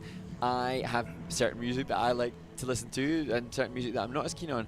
But what I am mindful of is trying to find a respect for everybody's productivity and creativity. So my son, as a 12-year-old now, is playing music in our house that I don't particularly like, but I'm trying to respect the creativity of the people that have published that music. There are some skaters who I don't naturally enjoy watching it as much as others, but I'm then trying to respect the productivity that they've given and what they offer. Okay, my comment on that is I respect everybody making an effort. Yeah. Whatever they choose as music, whatever they choose as fashion, whatever they choose as skating or whatever, so many things wouldn't be my stuff because I grew up in the awful 70s, okay, from a fashion perspective, right? But I realize that, as times change, as society continues to change, everybody, just explores that. And I like it when people are trying something. I don't like it when people don't do anything, So I appreciate it all. You might have, this really resonates with me more than this, but I appreciate both effort. Well, that's amazing. I'll take that forward, Ted, and use that as my word as well, because respecting effort, and when it comes to then watching these junior Grand Prix skaters, all of them, even those that are the lowest in the rankings, have had to go to great effort just to be here. When I see some of the keyboard warriors, I'm thinking, how much effort are you putting into tapping on it? Look, I feel sorry for those keyboard warriors, to be honest with you, and I don't mean that in a bad way. But if you have to, if in your life you need to go after a person with an opinion of you know nothing about that person at all, that's sad. Yeah. It's sad. So I just leave it at that, and I hope that the very best for them, the keyboard warriors. I hope they're happy in their life in some way. But, hey, you can't control it. We can say it. We said it. That's fine. We cover the skating. That's what we do. And we have the backs of the skaters. We have the respect of their effort. Yep, totally. Okay, now to a happier topic. Skating. Yeah, here we go. And a great shout out to the coaches. We see them at the boards, and I was a coach for 30 years. I taught a lot of skaters. I said the Dutch champion and number of skaters in Canada for years, and so I so much appreciate the job, and the job is even more difficult nowadays, way more difficult. They do it. It's passionate. They're just as passionate as the skater is, and to be honest with you, it's a risky living. Yeah. Because your salary can change every day. Yep. So it's a tough road. But they do it because they love it and they want to help the skaters as best they can. Yeah, and I think for many coaches that we see ringside now and throughout the event, their job has to be ever changing as culturally we have different norms of communication. Yeah, and you have to adapt, that's for sure. For the betterment of the skaters, the health of the skaters as well. Here we go. Group number 4 in the women's short program here in Varese. There we go. Our next skater represents Slovenia. 13-year-old Luna Rozman.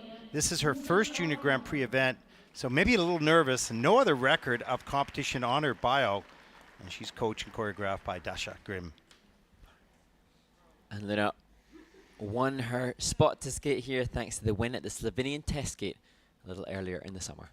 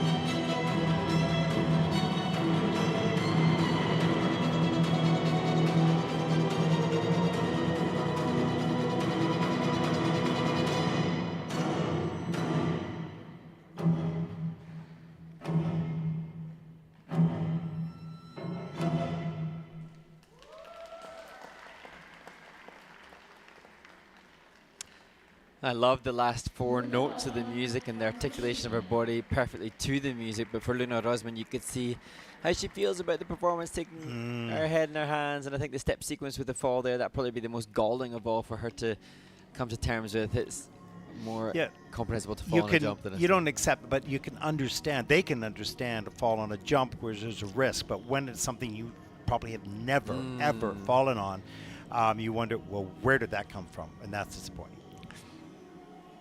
Take a look at some of the elements here. It's sort of an interesting, sharp, crisp program. Here's a look at the double axel at the top. Good flow, good lift off that jump as well. All 1 foot work after that landing. There's the triple salto. Had a little bit of a lean, but gets up into the double toe loop to save the combo.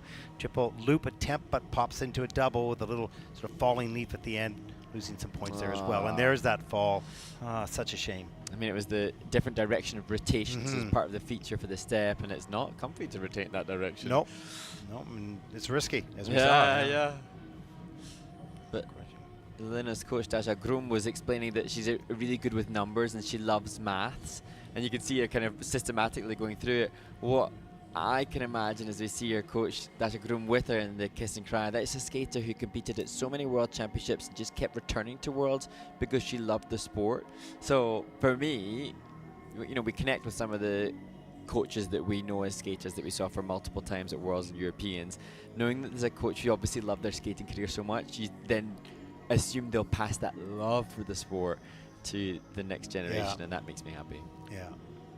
Those are great coaches that are, you know, somehow communicate the excitement and the beauty and the passion and the feeling into a student while they're teaching them the technical stuff, and that's not easy. Yeah.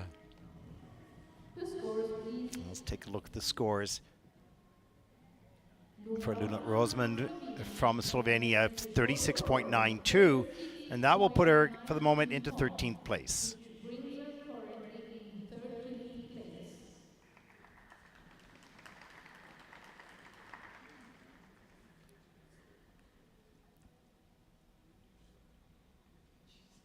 Yeah. Nice. Our next skater represents Spain, 16-year-old Noa Segui Jimenez, first Junior Grand Prix season, Spain's junior champion. Mark? And Noa has competed as a junior skater for 3 seasons, but this is her first Junior Grand Prix. And she is skating to a track I really like, the House of the Rising Sun.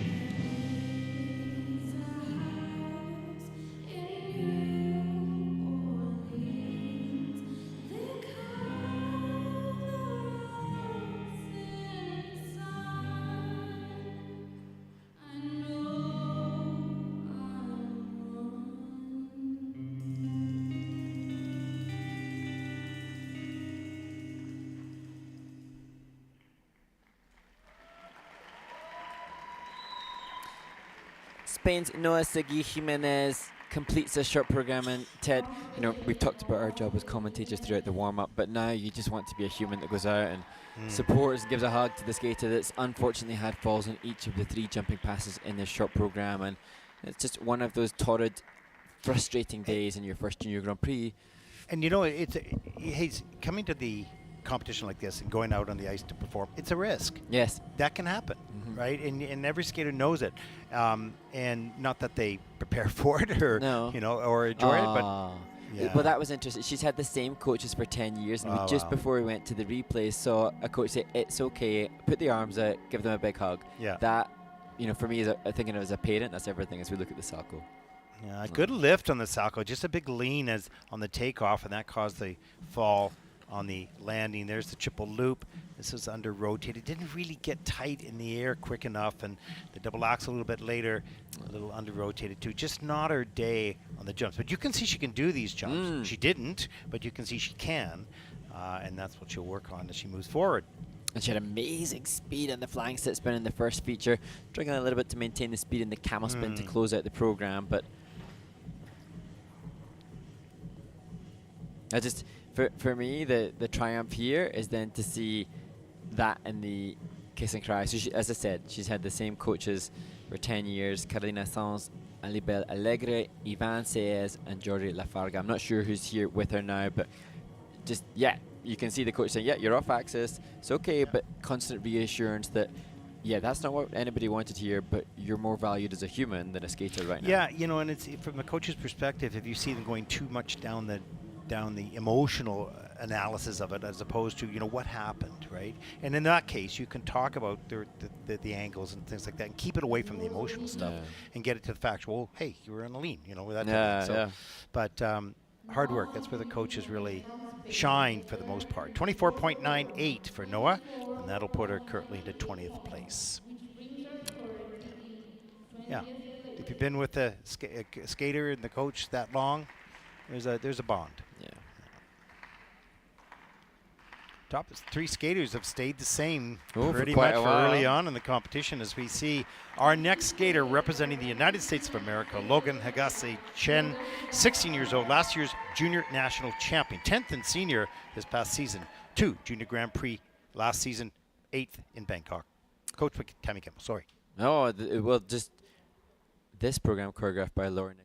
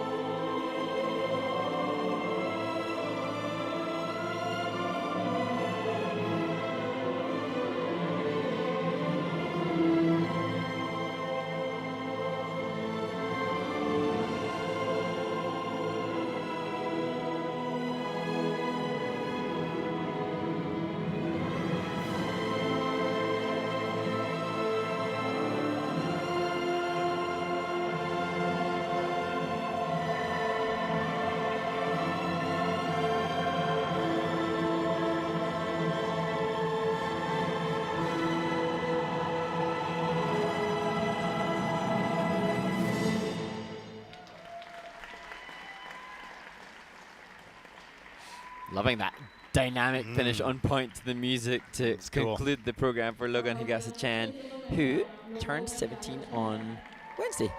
Good. So happy belated birthday to Logan. And this, a performance that had on the top left-hand corner of the screen green boxes for each of the 7 elements, that indicating that there was a positive grade of execution. For Logan, she'd be looking to see not just a positive grade of execution, but trying to get the +3s, +4s, and maybe the +5s to help her be in contention in this event. Well, you could see the emphasis of that last move because I think she was pretty happy with this performance. There's the triple flip all the way, triple toe loop, really cleanly done.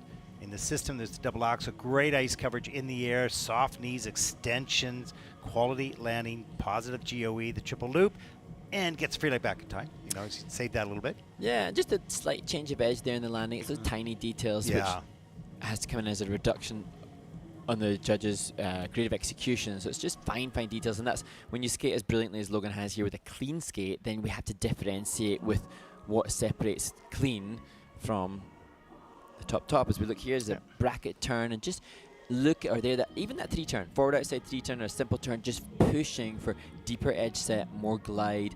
It'll be that which will help her to push higher in the components. Currently the skating skills coming in the low 6s, as opposed to Sumika Kanazawa, the leader currently, who has the 7s in the components. So it's just that kind of detail. And for Logan, she's such an illustrious coaching staff. They know what to do, but it's then just manifesting it. She's pretty happy with that skate. Your PCs are in the 6s, and you've got all the elements done. They're all clean, so that's good. And every GOE is in the positives. Nothing above sort of a middle GOE. So you're not over 1 or you're not close to 1, but there's nothing in the negative, so that's good. And she's drawn blood for her craft. That finished position, which was so spectacular on her right knee, maybe the reason why you could see that little bit of blood through her tights. But God, Inspector Hanra, jeez. That's the ice dancer. There's the score, 56.55 for Logan, and that'll put her into 4th place at the moment. Let's see how far, not so far away from 3rd place, just about a point, just over a point. Nice job. But up next, her teammate from the United States of America, 15-year-old Annika Chao, competed 2 times last year at the Junior Grand Prix, is ranked 5th in juniors in the United States. And Annika was 2nd at the Cranberry Cup, just behind Sophie Jolene von Felten, who we saw last week medaling at the Junior Grand Prix in Ankara. How Annika would like to come away with a medal from Varese, skating to the Swan by Sanson.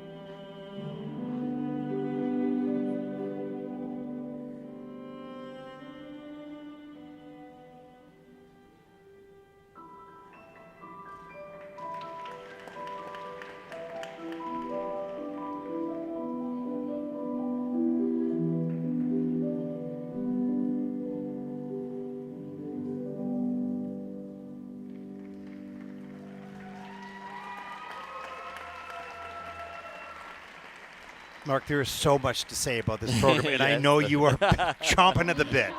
No, go ahead. Well, I mean, that was just a masterful example of choreography. Now, the Swan by Camille Sasson, the music, it's iconic. It's been done. I'll think of Yeben Mok when I think of this music. And it's hard to do a piece that's so iconic in terms of its familiarity with an audience. But Annika Chao and Grant Hochstein, the choreographer, have done a masterful job of the interpretation of this. Hard to do, but they have absolutely matched movement to music here. Swan type movement. Just so much detail. There's a nice high triple Lutz into the, landed on the quarter actually, and the triple toe loop.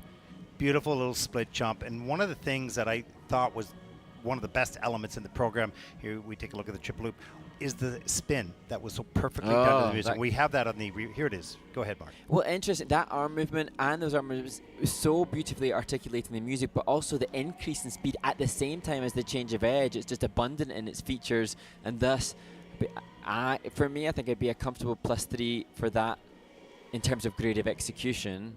It is a plus, not 3, but it is a healthy plus. And so then, as we look back at the step sequence, there were so many intricacies, and even just the way, the kind of demure aesthetic that Annika possesses. This was my favorite part. Forward inside loop is so hard to do.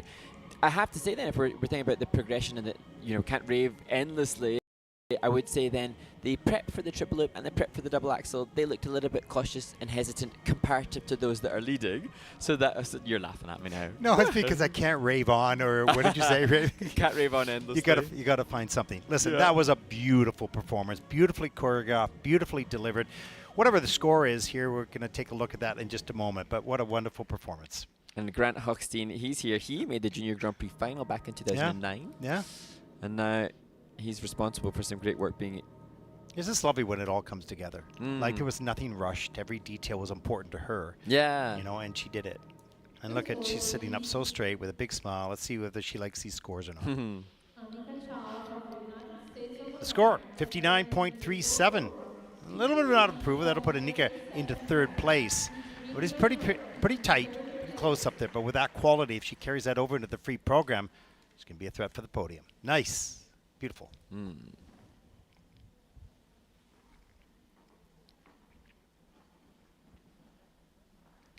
There's our next competitor representing France, 18-year-old Eve Debec, third in senior at the French Nationals, 32nd at the Junior Worlds last season.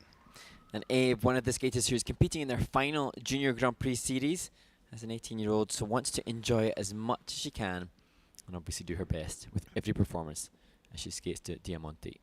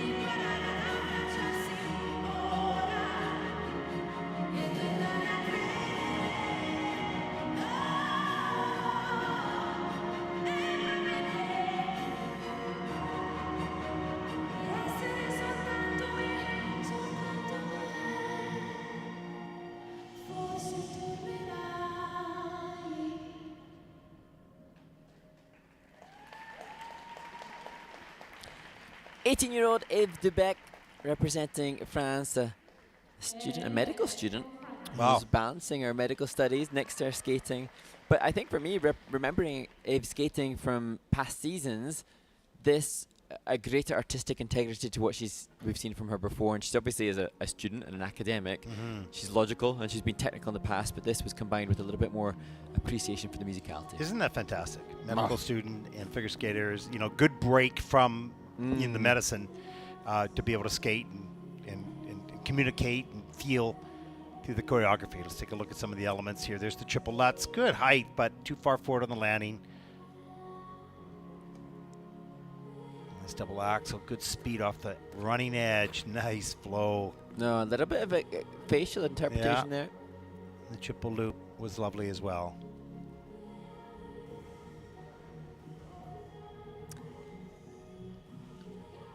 Yeah, and you can see the intent from Eve with the arm movements, with the head movement, working through different multi-dimensional movement to try to get the body feature for the level, but also pushing the components as well. And I like that kind of half Wally Euler. It's cool. As we see her pulling up into the Bielmann spin position, and their difficult entry, and that this season has to showcase more strength and skill to be attained the level. Have you ever done a Bielmann? I used to do a back Bielmann. Okay, so that's difficult, eh? It is. There's a lot of pain involved in the process to get one. Yeah. It's a lot of strength with the arms too to pull that leg up, right?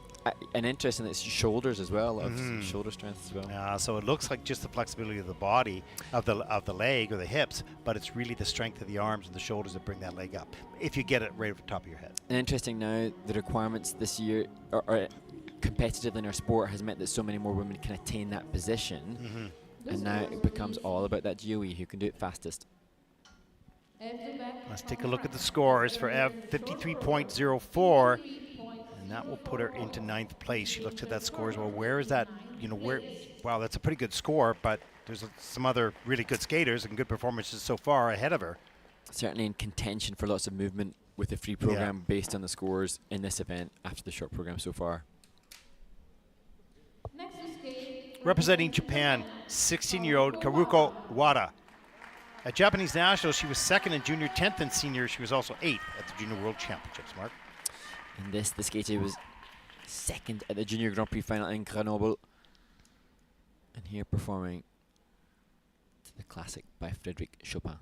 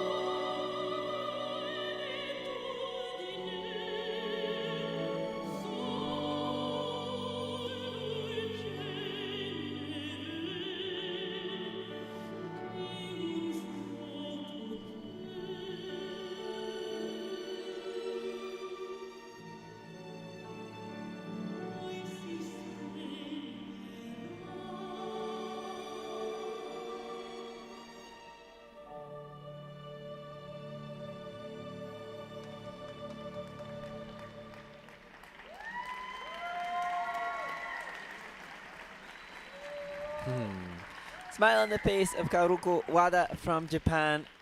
She was sixth at the Kanoshita Cup, but she won the Minato Cup, and she beat Miyakata, who won in Riga. So that gives us an indication of where the skater's at this season, obviously knowing the quality that she had last year to get her to the final. But I think on any given day, that, you know, in Japan, those skaters can get mixed up. Not mixed up, they can jump each other and variable. And variable, exactly. So they're all so good that one slight mistake is so costly. And that's, I'd written down that consistency is so key for Japanese skaters because they have to be able to continue to be selected. I love this body movement here. Whee. Yeah. Triple Lutz, triple toe loop. They're so focused on how to get that triple toe loop on the back of any type of problem on the Lutz, and they rarely make big mistakes on those jump combinations. And Kaoruko did say that her challenge this season is to correct any under rotations of the jumps. And so that, I love the acknowledgement of it, and it has happened. There's a Q mark on the Lutz and an under rotation on the toe, but she knows it, she's mindful of it. It's probably happening in practice, but then an extra bit of pressure in the competition of a junior Grand Prix might prevent it from being. Well, you could see the free leg on the landing, I think of his total, I'm not sure, was a little bit wrapped, so it took longer to get out. So we'll have to see how this affects the score. She has a personal best of 70.58. She's not going to reach that here with this performance, but still a beautiful skater. As you mentioned, consistent. And has to be, and I suppose that the skaters, we're just talking about Bielmann spins, and now everybody has to do, you know, so many skaters can do a Bielmann spin because the requirements dictate it. For the Japanese junior women, consistency, the requirement of making the Japanese team requires consistency, and so that's what we see. And then we dig in beyond just being clean. It comes much more about the analysis. No longer is it the case that landing all your jumps is enough. Yeah, it used to be. You stand up and, hey, that's clean, I'm great. You know? Happy days. Yeah, happy days. But it's every little detail and step now counts and can make the difference. And you know, the triple loop now is gone in as under rotated, so it's 80% of the base value. And then in addition to then that effect on the base value, there's a negative grade of execution. So 2 of the 7 elements are in the minuses, so that's costly for her. We'll take a look at the score, 58.66, but that'll put her in 4th place within striking distance, at least at the moment. There are two more groups to come. And there is a look at the leaderboard, the top 5 so far, all really, really good skaters and more behind them. Wow, good events, fun so far. So we take a look at the results, and Mark, we get ready for some video playback during the ice resurfacing. What do we got? Chance to look back at the must-watch moments from Ankara last week on the 2nd stage of the Junior Grand Prix 2025. And then, as we watch this women's event, we will listen to the winner of the 1st stage in Riga, also from Japan, as was the last performer, Mei Okada. Okay, that's great. We hope you enjoy those videos, and we'll be back right after this.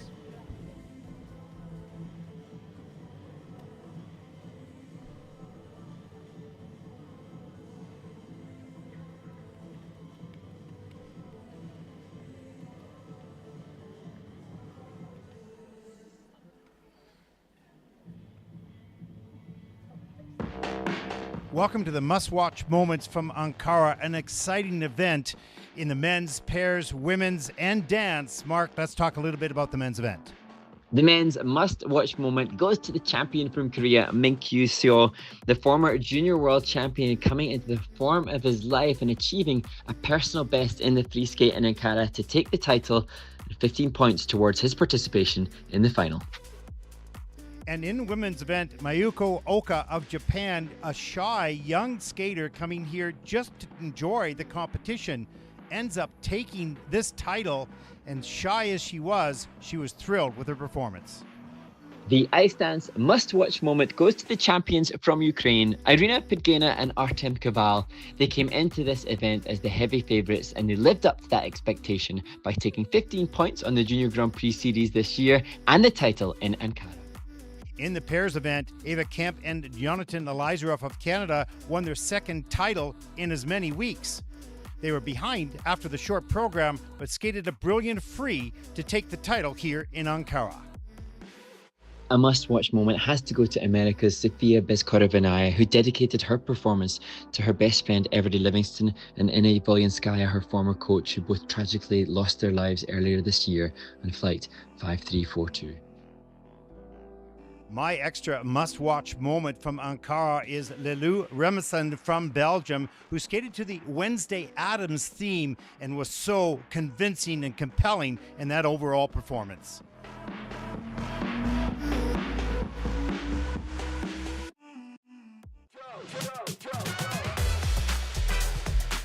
So, Mei Okada, omedetou gozaimasu. Congratulations, you've won this event.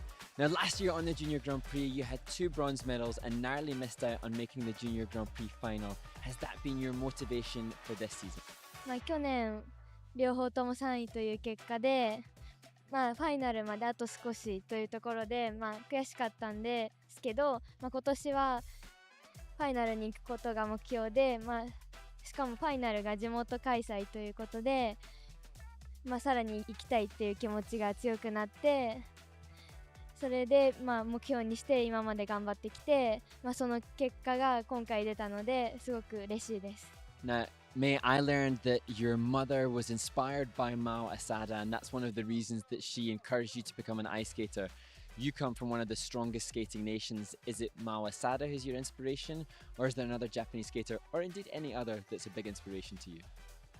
浅田真央選手は自分が目標としている選手ですし、浅田真央さんみたいに私もトリプルアクセルが飛べるようになりたいと思っていて、他にも今一番身近にいる憧れの選手は、同じクラブで練習している大場雅選手です。Well, we look forward to seeing you hopefully again on the Junior Grand Prix, and ganbatte kudasai. Thank you.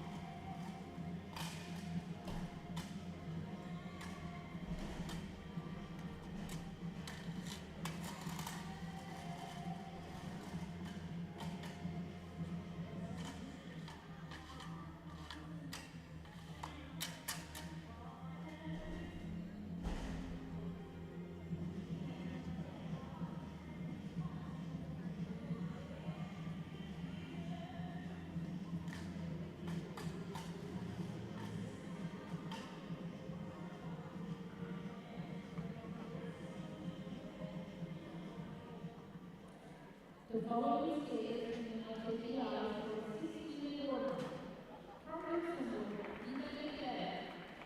From Finland, Venla Sinisalo. Welcome back, everyone, to Varese, Italy, and day number 2 of competition, the women's short program. We are on group number 5. I'm Ted Bard along with Mark Hanratty. Mark, it's been kind of I know you got a bunch of questions lined up here, but it's been really interesting. You see some beautiful programs, some mistakes here and there, but some wonderful skating. Yeah, wonderful skating, and as we made our way to the skaters' lounge, we saw some of the skaters and athletes, and just, Angel de la Vac from Netherlands just explaining her opinions, but what I sense is that the skaters always seem so understanding of their score. She had a smile from year to year that whole time she was speaking to you, so I think she was pretty happy with what she had it was done. Great. And so she should be. She had a great skate. Yeah, love it. Love to see happy skaters. So yes, Ted, we have had... I don't like the way you said that. You be afraid. Be very afraid. We have had some amazing questions sent in from a very successful skater that we know well, who wants to remain anonymous, but it's obvious it's somebody that is very passionate about the sport and who knows a great deal, and very thought-provoking questions. I wonder who that is. Okay. I wonder who. So I don't know where to start because we have so many wonderful... this is a big lead-up. I mean, come on. Let's get the questions here. I actually think, given the origin of these questions, I think we will answer them, but I almost want the skating fandom and community that are listening to give us their opinions too. No, people should think about this. It's not our answers. I mean, what do we know? I mean, we have an opinion. Okay, we're going to say that, but everybody should pitch in. Okay, let's go. We're here to hear it. Okay. So a host of them. I'm going to start with a relatively easy one. Okay. How much do we personally think a fabulous costume with great design and meaning makes a difference? Does it? Yeah. So, did the costumes? We already had this conversation of Dune with Olivia and Tim, from Oberstdorf to the World Championships. Did it have an impact? Absolutely. Now, I know their skating got better, but that created a different environment. Now, does it have points attached to it? Did the judge? No, they don't. They don't. But we're human beings, and we're impacted by music. We're impacted by emotion. We're impacted by the technical part of the skating. And if the costume is just like so distracting that you're going, I can't even think about what they're doing because it's bothering me. Yes, it has some sort of human impact. So I would think to some degree it has. It's a really interesting question, and there was a skater that was competing yesterday in the men's event who I thought had wonderful choreography, but the costume was incongruous with the stylization. Yes, you asked me the question during the program. I remember that. Yeah, and so for me, that was an occasion whereby I suspect that me as a human, who is human, and therefore fallible, would have perhaps given more to that skater's program component scores if the costume had been more reflective of what I sensed the music demanded. Yeah, might have been, but can't guarantee. Yeah. That's that one you can see either way, but I think I think there's other costumes that have major impact. People may not have mentioned it, and they don't know why the whole thing was an impact, but I do think it plays a part in. Otherwise, we're just going to all wear black. Yeah, and I mean, then there are times when I've seen, perhaps more so over maybe the past 2 Olympic cycles, where we sometimes then have skaters going for very plain and very simple costumes. We talked about our personal preferences. I do quite like simplicity, but what I do notice is that when something is cut very well or it's of a very good material, it does make a difference. I think I've noticed that. Ooh, don't get too close. Whoa. No. Good stuff. They were nice dancers, so we're safe. Yeah. So, yes, I do think it can make a difference. I have to think about, I think it was May Okada who did the Peacock short program. Yeah. That was, and her costume was spectacularly appropriate. Spot on. Absolutely spot on. Okay, we answered that question. Next Moving on. And that was your short one. I know, that was the quick one. Jeez Louise. Oh gosh, they're all just so brilliant. Okay, this is a quick one. Do entries or exits really increase the difficulty of the actual element? For example, a knee slide exit from a spin. Now, this year, in order to achieve said knee slide exit from a spin, to be given credit for that as a difficult feature, there has been an addendum to make sure that it takes the body more off court. It requires more strength and skill to do so. So it's a harder call for the tech panel to give a knee slide as an exit for a level Yeah, feature. I do agree that a difficult entry is related to physicality. Does it require more flexibility or more strength rather than just standing on your leg, gliding out? You know, so the answer to me is yes. Now, to what degree, depending on the exit itself, how much is it? Well, now we get down to really minute details. So I think it certainly can, but these athletes are in such great shape that maybe it just doesn't. It's not as hard as we thought it was when it was first decided, the skaters will adapt to the requirements. So you'll see skaters make sure they get the level because they're competitive. What I would put my neck on the line and say is that sometimes what is unfortunate is that it's so very obviously a box ticking exercise. So when we repeatedly see skaters doing the same kind of exit and movement, I don't think that's a way that we necessarily would have wanted that to go in terms of it gets points, but we'd love to see more creativity and originality. But Mark, nobody's stopping anybody from doing that. True. So that is not the rules. That is creating the lack of innovation. Yeah. That's just the skater and the coach and the choreographer. If you want to do something different that has the same physicality, you're open to do it. True. So I do not think we should look at it like, oh, well, it keeps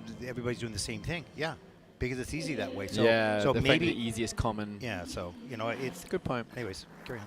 Well done. I respect that, Mr. Barton. Not that I feel strongly about it. Another easy one because there are so many. Mark specifically, how do you track down all? I have to stop you. I have to stop you. Oh, nuts! What do you mean? Shame. We're covering competition here. God. Okay. Skaters might like an extra minute too. Oh, here we go. Here we go. More for that later. Our next competitor represents Luxembourg, 17-year-old Dieta Giltaire. First Junior Grand Prix event, Mark. Yes. There's not a lot of information. So true. So we will have fresh eyes for which to see this performance, and we absolutely send all our best wishes out to the ice now for Dieta as she skates to Waking Up by MJ Cole. How can I be what you wanted to be? You're frozen when your heart's not open.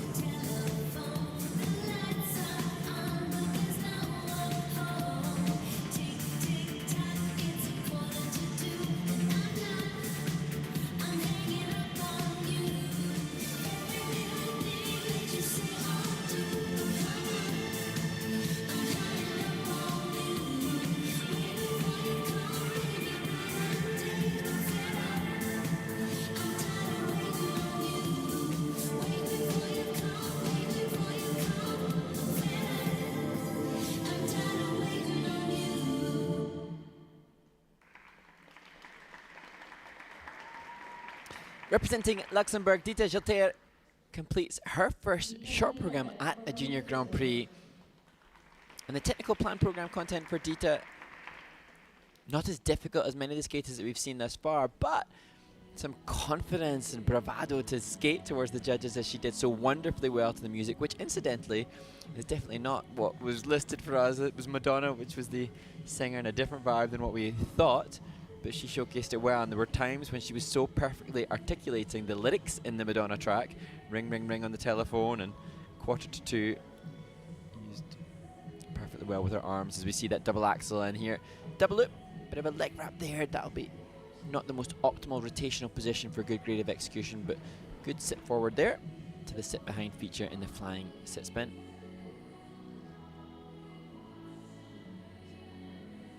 And again, just a reminder that, you know, we've talked about this quite often, that in the Junior Grand Prix, there's, you know, it's quite open for federations to send skaters, and that's a good thing. Skating is getting developed all over the world.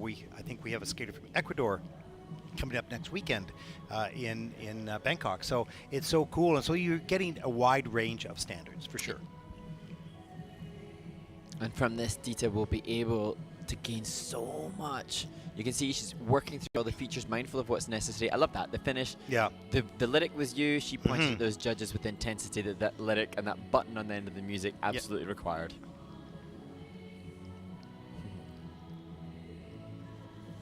And just thinking about her experience here, and you were about to say, like, the experience here is watching the other practice sessions going on with different skaters you've never met before, meeting people, being in competition, and we've talked about courage, about that determination for a skater that may not have the difficulty or that level of skating yet.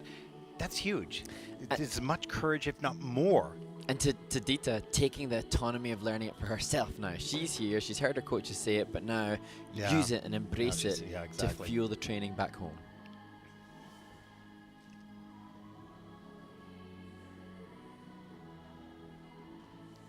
Well, first time out, we don't have of course, the double axel was downgraded, and the double loop, that was fine.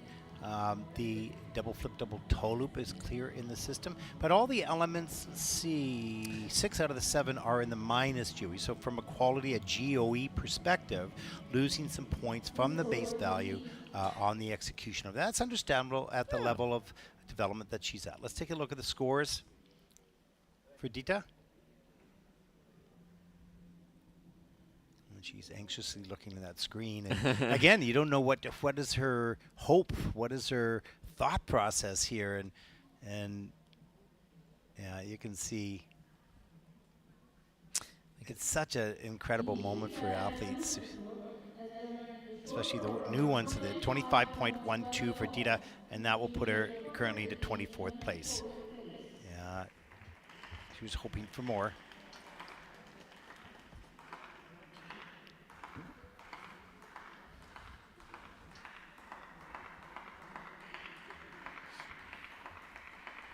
Our next skater represents Finland, 14-year-old Venla Sinisalo, finished junior silver medalist, 27th at Junior Worlds last season, Mark. And Venla's just won the inaugural Robin Cousins Cup in Sheffield, where I trained as well. Go. Skating to a new short program this season, music from Alegria from Cirque du Soleil.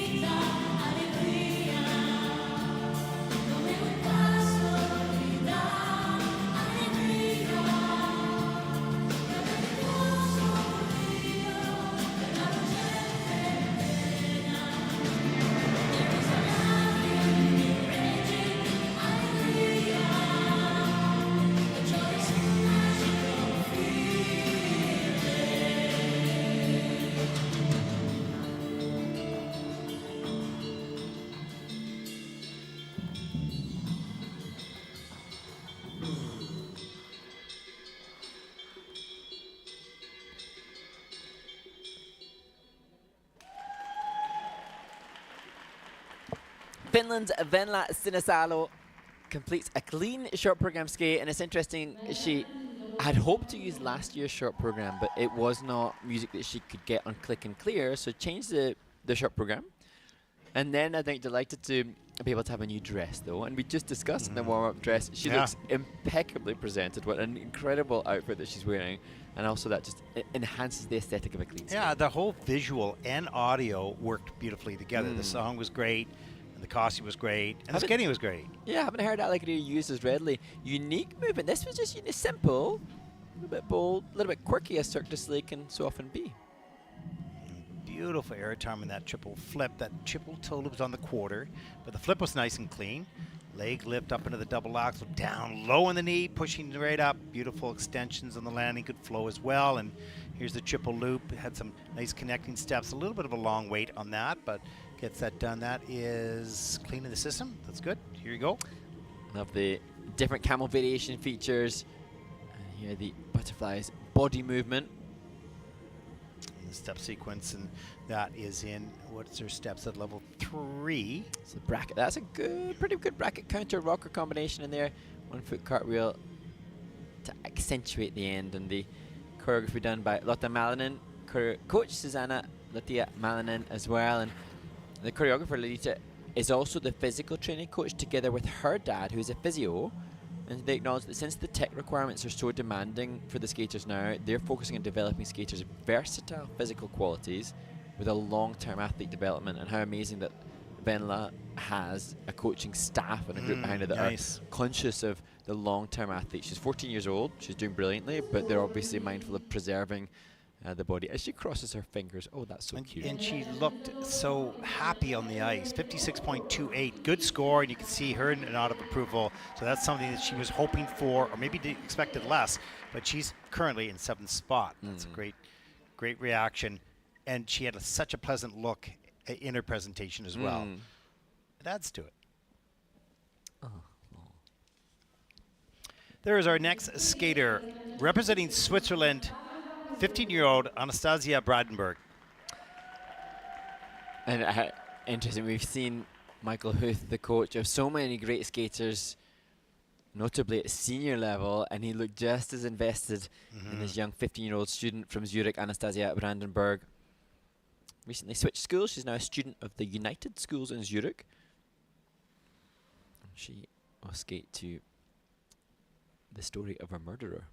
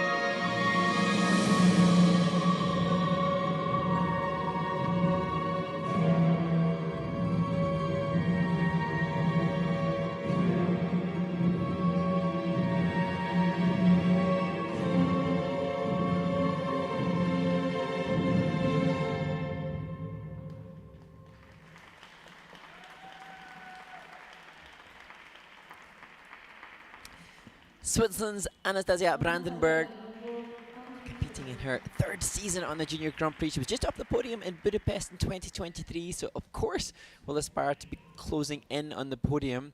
And now so much of her destiny in this event will be down to the technical panel reviewing the rotation, which you hear us say is a common theme within these events. It will dictate so much. And she has, again, like we saw from Goidina, Elina Goidina from Estonia, class and refinement, just the start position in itself. Look at the way in which her middle finger is placed, the way in which her foot was turned out and pointed to maximum. That position in itself to start will belie so much work done off the ice. The triple loop, beautiful landing position. Just there's indisputable rotation on the double axel. What about this, Ted? What do you think? We'll take a look. Super slow here. It's clean in the system. It's being reviewed. That look to get around. It's very difficult with the angle, and that's one of the things that people have to understand, that they're looking through their eyes live, and then when they look through the replay, it's one camera angle, and so it can be a little bit different. So it's a bit of a call. Is it 100% perfect? It is not. No. We know that. In regards to the call itself, it's difficult, and they make consistent calls throughout the event, so that's good. But you can see it's hard to tell. Yeah, absolutely. But here, look, I just love that. Look at the way in which she holds her body. I do not know whether or not Anastasia has done a lot of ballet, but you have to assume that she's done a lot of dance training to have that level of maturity of movement. Yeah, body awareness and getting those positions. One thing that I think we both acknowledge, Ted, is that the spins are the weakest of the elements comparative to others that we've seen. Little bit of flexibility in the hips is just not quite as strong. We saw that Bielman was a bit of a struggle to get to, but you know, lovely skater and some wonderful parts of that program. She has a 62.57 as her personal best, earning that last season. We'll see how close she comes to that. Oh, Michael, he's not quite established how to shape the heart. He's brilliant coach, but he's got some kiss and cry. He's got some work to do in that area. There you go. 59.83 for Anastasia. That'll put her currently third place, and she giving a nod of approval, and that's pretty good. And it'll put her in the hunt, that's for sure.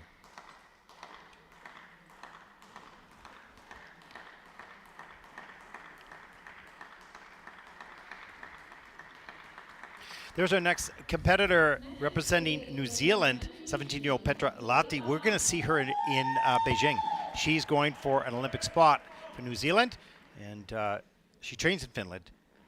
Yeah, born in New Zealand but lives and studies in Finland. And at 13 years of age, she got her own apartment in Espoo to be able to train in the club where she is now, a club that she's so proud to be a part of, skating to Caruso.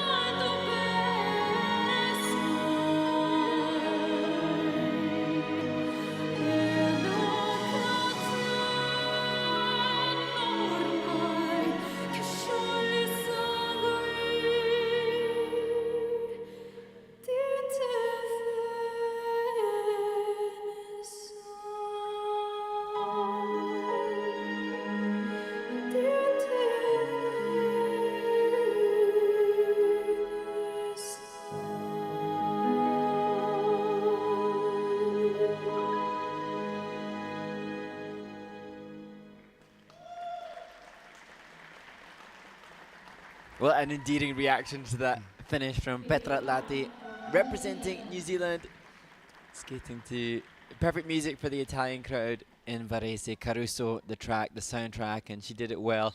Incidentally, if Petra hasn't seen it, she has to watch the great Shailene Bourne skating to this beautiful music. She perhaps has already been inspired by it, but if not, she could check it out for motivation to demand more from her own skating.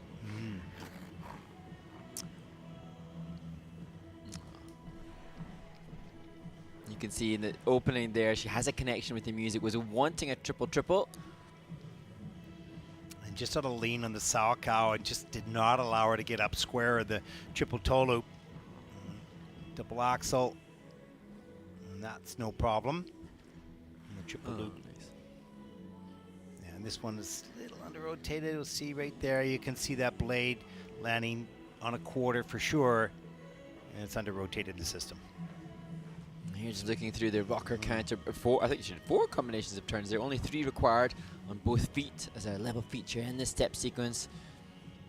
And now Petra will use this building block towards the road to Milano and Beijing, as you were saying, Ted. And so as she's joined by her coach here, just opportunity to what? I think it's Verpi Hortana. I'm not sure. I got to work on this. There we go. go. Okay, there we go. Taking a lesson out of Michael Huth's book there with the love heart shaping. You're going to have to open up a school. Maybe so. It's all I can offer. The heart school. Petra, looks great interaction there, just mindful of, you know, pragmatic perhaps in the reaction to that, knowing that she wanted more. And now needs to use it. So triple come Beijing, hopefully. Clean triple loop, come Beijing. Getting the competition energy invigorated now as this early start of the season. And chasing that magic moment when it all comes together in a program that is absolutely solid. It's I always talk about it being elusive. It is, and some skaters or many skaters never get that magic moment, but it can happen, and she hopes it happens in Beijing.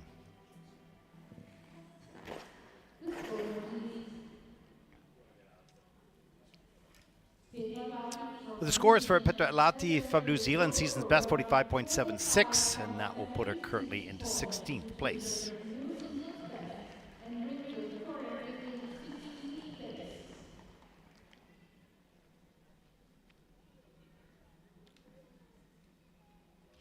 There's our next skater representing Hungary, 16-year-old Polina Dzsumanyijazova, Hungarian junior champion, 21st at Junior Worlds last year. 2 11th place finishes on the Junior Grand Prix last season, Mark. And choreographer Ben Wadley show creating a story and a concept for the skater. The story Catch Me If You Can, a concept of a story of interaction between man and woman, all to inspire Polina to secure big program component scores.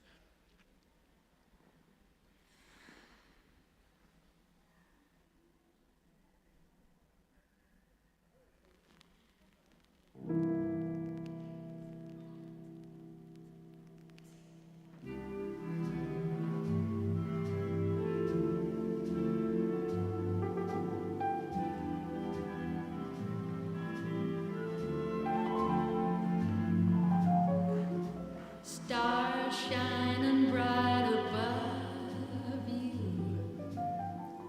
Night breezes seem to whisper, I love you. Birds singing in the sycamore trees. Dream a little dream of me. Stars fading, but I linger on, still craving your kiss. I'm longing to linger till dawn, dear. Just saying this. Sweet dreams till sunbeams find you. Sweet dreams that leave all worries behind you. But in your dreams, whatever they be, dream a little dream of me.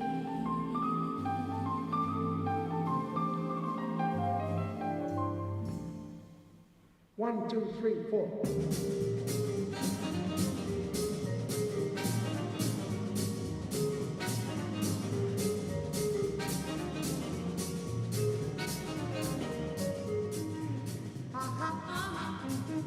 See, yeah, yeah, oui, da, da. Okay, yeah, well, all right. Hey, girl, I like the way you look. Hey boy, I can really cook. Now we get married and we'll never know the truth. Oh, boy, all right.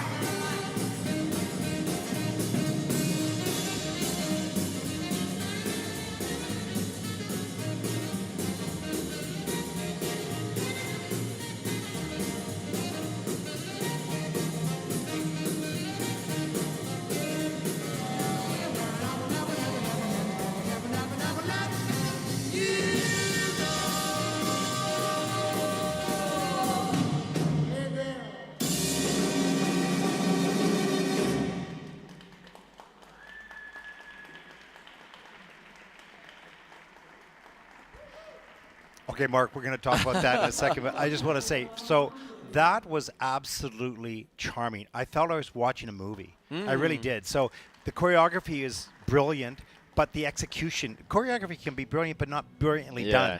And I thought she did it brilliantly. I thought that was a very, very, very special program. I know it's sport. We're going to take a look at the scores, and it's too bad she had that little fall at the end. I get it. But that was special.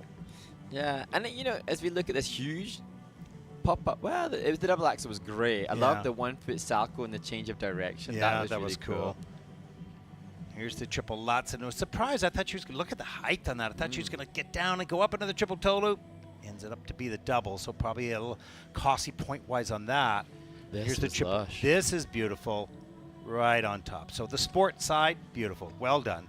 But the rest of it, charming, charming, and charming. And you know, Benoit Richaud sent me the concept of the story, and perhaps if you know the concept already, it helps you to appreciate it more, but you didn't, Ted. But you still engaged and connected with it. So the choreographer's job to try to express a concept for the skater to interpret will then be rewarded by the judges. The judges don't necessarily know the story. I actually didn't need to know it on this one. Most often you do, but not on this one, because this was so brilliantly designed, but also, most importantly, performed. But look at this. And right there. Oh, so nuts. does that go in as a fall? It does. It goes in a fall. How unfortunate. Gee whiz. Wow. That was lovely. Best I've seen her skate. Yeah. And it was interesting because Benoit said that initially Polina found it hard to believe and connect with the program because it was different to what she's done previously. But when it did connect, it just shows the development of the skater being pushed to try something different. And then with that challenge comes the growth. Yeah, well, we're going to get a 57.28 here. That fall took a good point or more away, so she would have been a lot closer to 60, but that puts her in 7th place at the moment. You know, the sports side, I'm sorry, you know, you lost those points, those are reality, but that is something special. Yeah, very nice. Looking forward to seeing it again. Yeah, well done.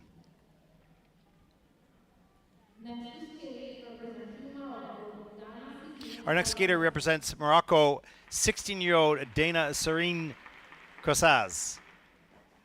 There is no international record yet, as this is her first Junior Grand Prix event. We are very much in the dark as to what Dana brings to this competition, but we wish her every success as she skates to Wicked Game and can't help falling in love.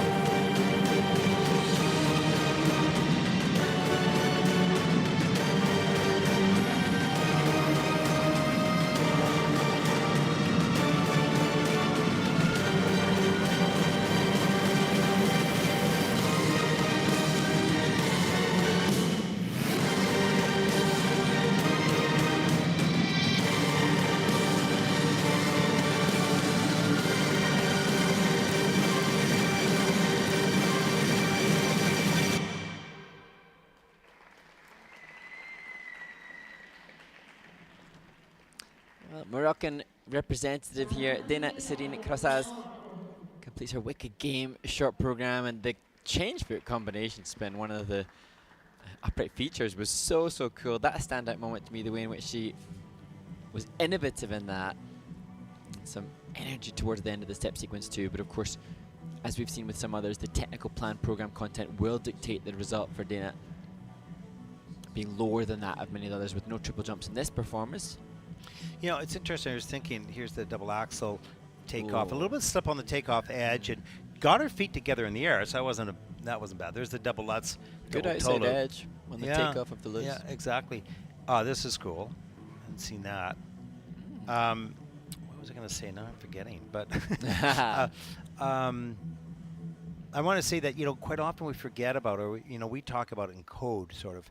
But this is a sport, and it's an art. And there are times when we see, you know, what we're talking about is, you know, separating that. How do people separate that, right? Because it looks more like an art than it is a sport. You know, because it's, you know, beautiful music, it's a lovely performance, et cetera, et cetera. But it is, first of all, a sport. Yeah. And so it's sometimes you can get a skater with maybe not the strongest and most difficult content, but they can do some beautiful movements in the field of program components and art, or vice versa. Well, it's interesting for Dana-Syrine here from Morocco. I'm sure there are many that would have perhaps connected with this more than other performances that of the skater with more technically than we have seen from Dana-Syrine.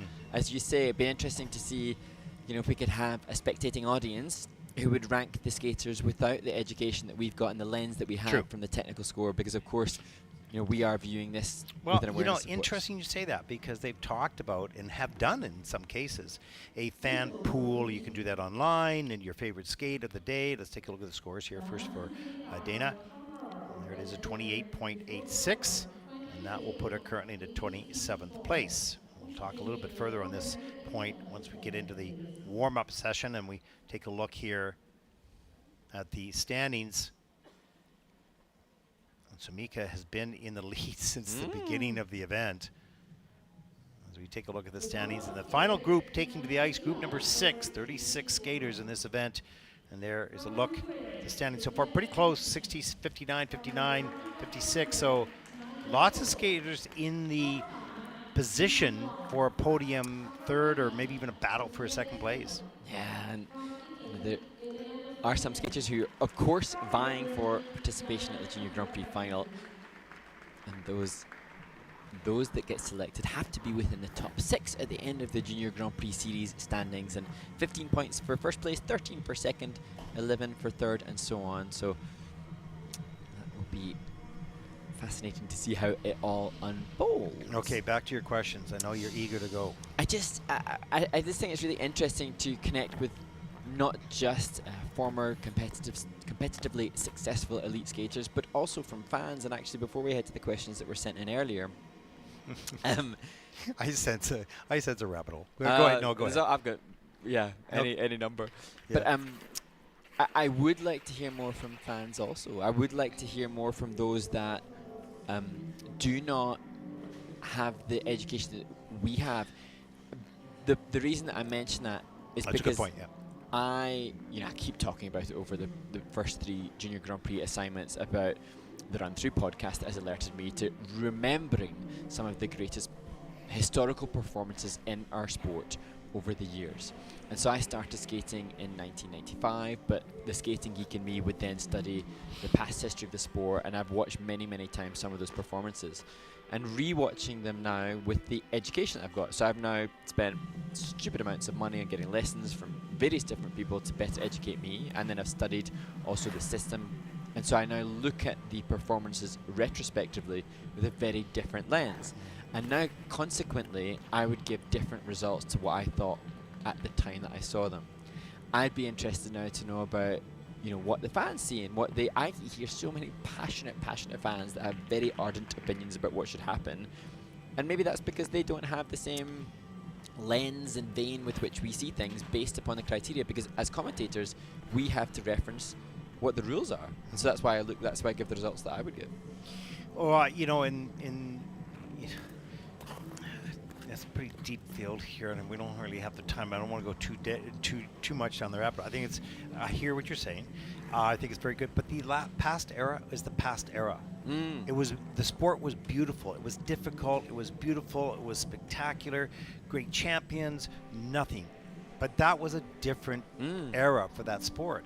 This is a new era. So I do think that we have the fans that know this. They don't know the past era. So I would be interested in their thoughts on some of these questions that have come up here. I think it's great because the ISU is looking at 2030 vision. They're looking, open the window, get the fresh air in here, let's talk, and not be afraid to throw some things against the wall and see if they stick. And I think that's a great way to go. Of course, the difficulty comes in determining, what ideas make most sense for our sport to move forward. Now, go ahead. Almost said. Okay, I'm going to stick with because we've got to pack in a few more questions to make our way through them. Hurry so up. Yes. Mark and Ted separately, will you continue broadcasting these events long term? Oh, and what are your goals personally and in and out of the sport? Who cares about what we think? But go for it.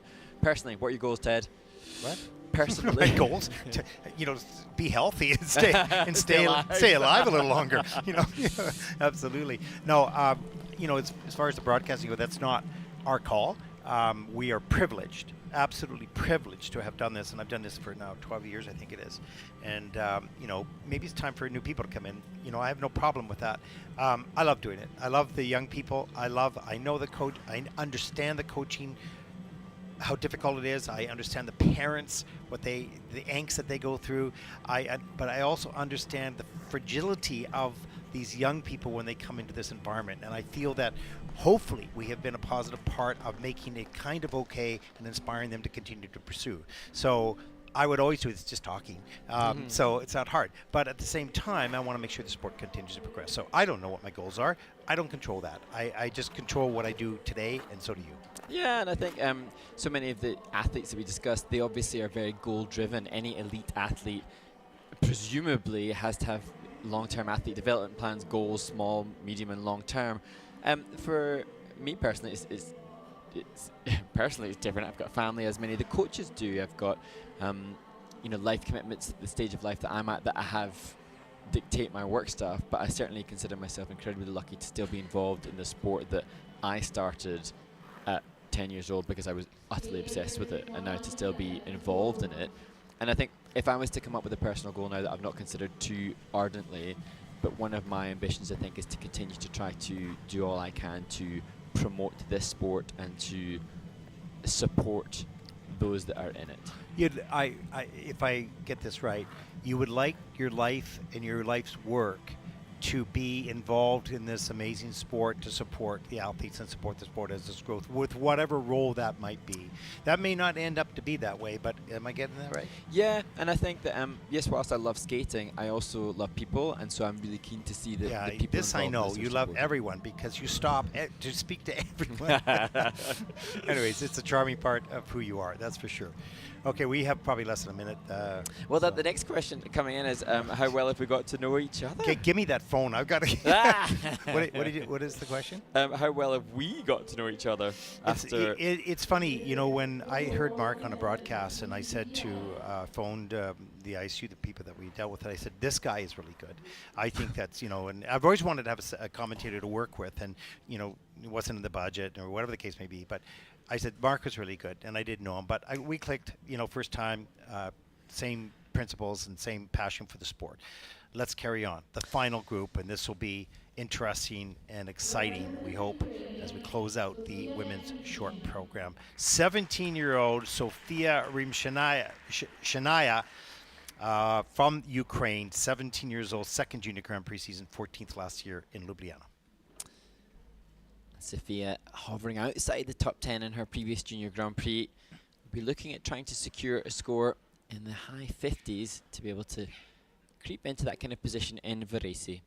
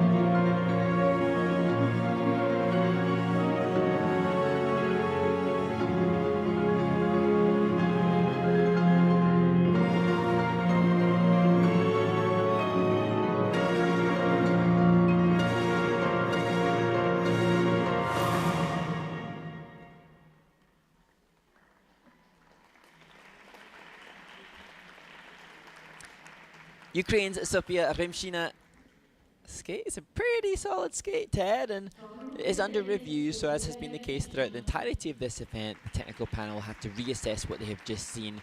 So when they input the elements, they don't question the rotation until it has then been reviewed. And currently the triple flip, triple toe combination from Sophia has just been assessed. And, you know, just as a reminder, we're able to actually listen to the technical panel here, which is a new addition to our broadcast, just testing this out and how we can use and educate the people and see where that goes. The technical panel does such a good job, very clear.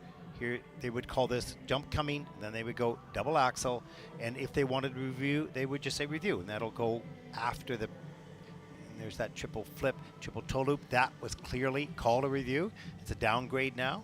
After looking on the replay, there's the triple loop, was also reviewed, but it looks to be clean.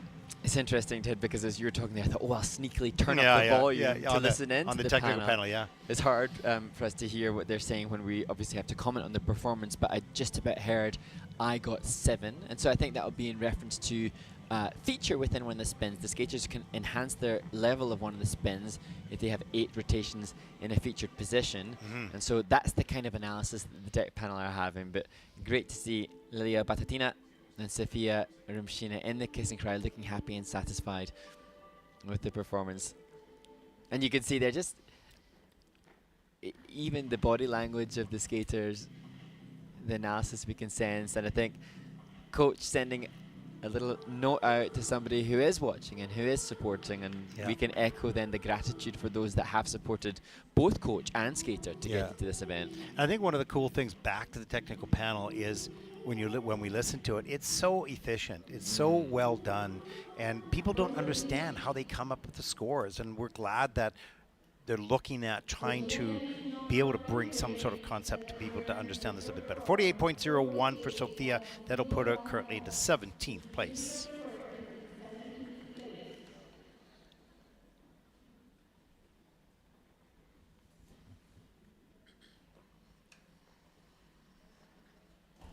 Our next skater represents Korea, 16-year-old Nayeon Ko. Third Junior Grand Prix season, won 2 bronze medals last year in the Junior Grand Prix last year, but fell just short of qualifying for the Junior Grand Prix final. Mark? Yeah, just outside Junior Grand Prix final qualification last year. She was 5th at the Korean Junior Grand Prix qualifying competition this summer. She had a score of 56.68 at that domestic event, but she'll be looking to achieve more here to creep into the top group for the free skate, skating to Assassin's Tango.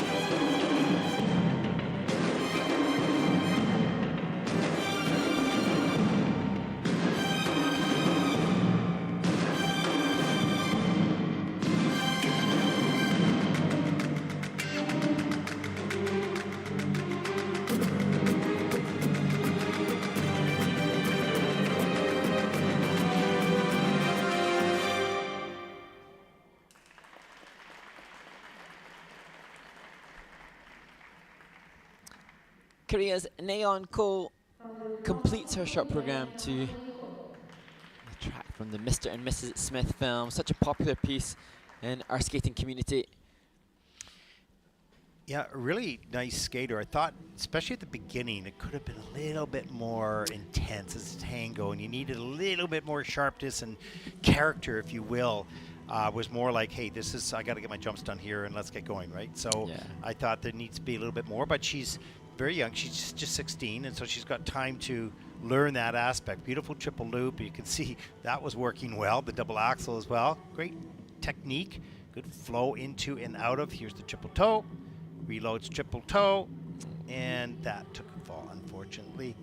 Too much, a little bit of lean on that landing, and just couldn't hold the balance. There's a little loss of balance right there too in the steps, and those steps come in at a level 4, in fact. Yeah, Nayeon, obviously such a competent quality skater, and to make Korean selection for Junior Grand Prix, you have to showcase such brilliance to be able to be given the opportunity to represent that strong skating nation on the Junior Grand Prix.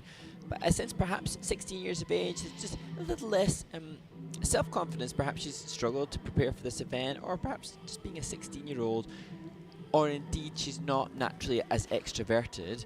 And so we'll see what we see from the performance in the free skate. That's to the Snow Patrol track Chasing Cars, so perhaps that kind of genre of music will be a little bit more suited to this athlete who perhaps isn't as extroverted in their performance for at this stage, you know, and we've talked about the great choreographers bringing that soul of that skate. Yeah. Everyone has something, and I remember people, you know, I was always nervous to sort of be emotive, right? But there were people to help you and give you the freedom to be able to do that, and those people are so critical. It's more important than the choreographic movement. What's more important is the meaning of trying to do it. So there's people there to help for sure. Let's take a look at the scores. For Nayeon Ko from Korea, 55 points. That is 12th in the short program at this stage. And we have 4 skaters to come. Good skater. Still some work to do in bringing out that person to work with, exploring who she is as a performer. Let's take a look at their next skater representing China, 15-year-old Yihan Wang. 3rd Junior Grand Prix season, great year last season with a gold and a bronze in the Junior Grand Prix, qualified for the Junior Grand Prix final. Quite the choreography team. Benoit Richaud for the short program, David Wilson for the free. We'll see that, of course, tomorrow.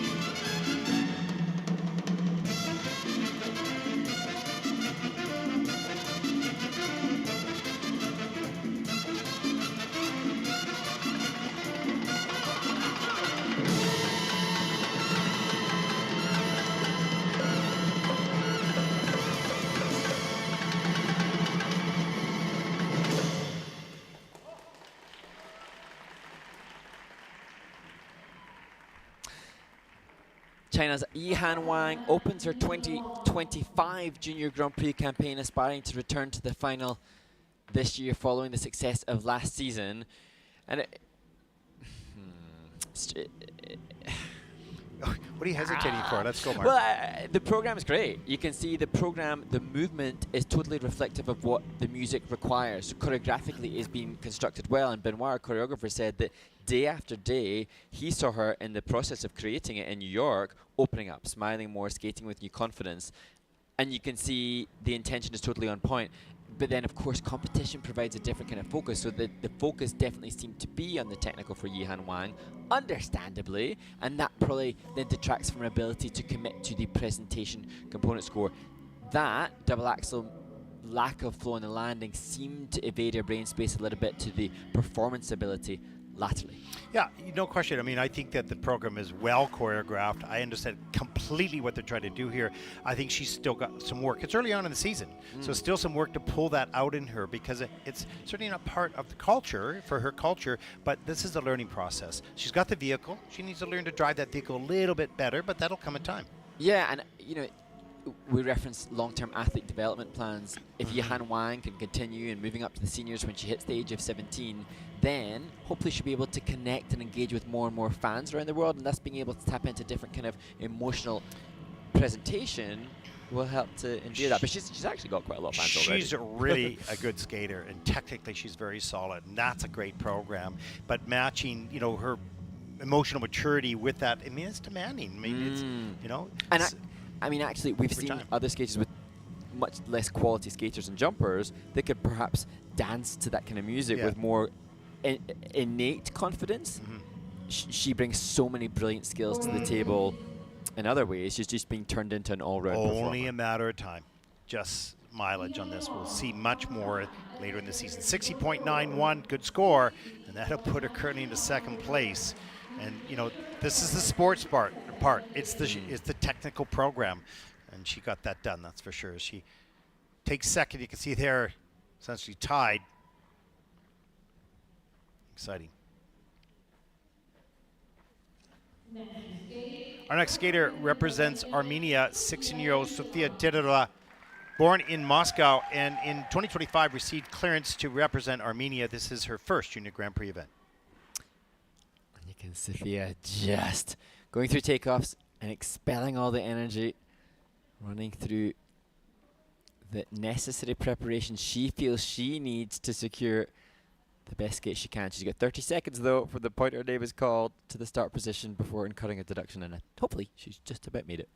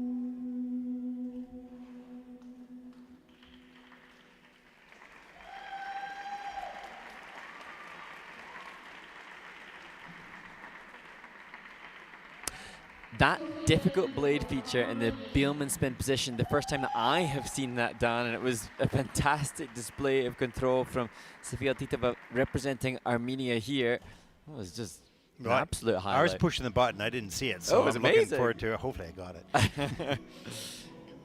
And, you know, when we saw how consumed Sophia was at the start of the performance and hoping for that to be the clean skate she was wanting, I hope that she is satisfied with what she delivered. You can see storytelling at the beginning. We'll take a look. This opening loop is on the quarter in the judging system. You can see just a little bit of a hook there on the landing. There's the double axel. That was lovely. And the triple flip. This has got some issues here as well. The triple flip is clean. It's the triple toe loop right here. Watch the landing hook right there. And that is in as an under rotation. And the risk of leaving the jump combination to the latter half of the program offers the potential to secure an extra boost in the base value, but of course when the skaters are more tired, harder to achieve. And for me it's interesting because for Sophia, perhaps at this stage in the season, she's still growing with the program, because there are moments within the step sequence where she's emotionally committed, but there's a big long chunk of a transitional lack of content when she was focused on the jump combo. Yeah, there was a whole rink. Oh, there it was. Of course, talking. Distracting you. To look later. Nice smile and the kiss and cry.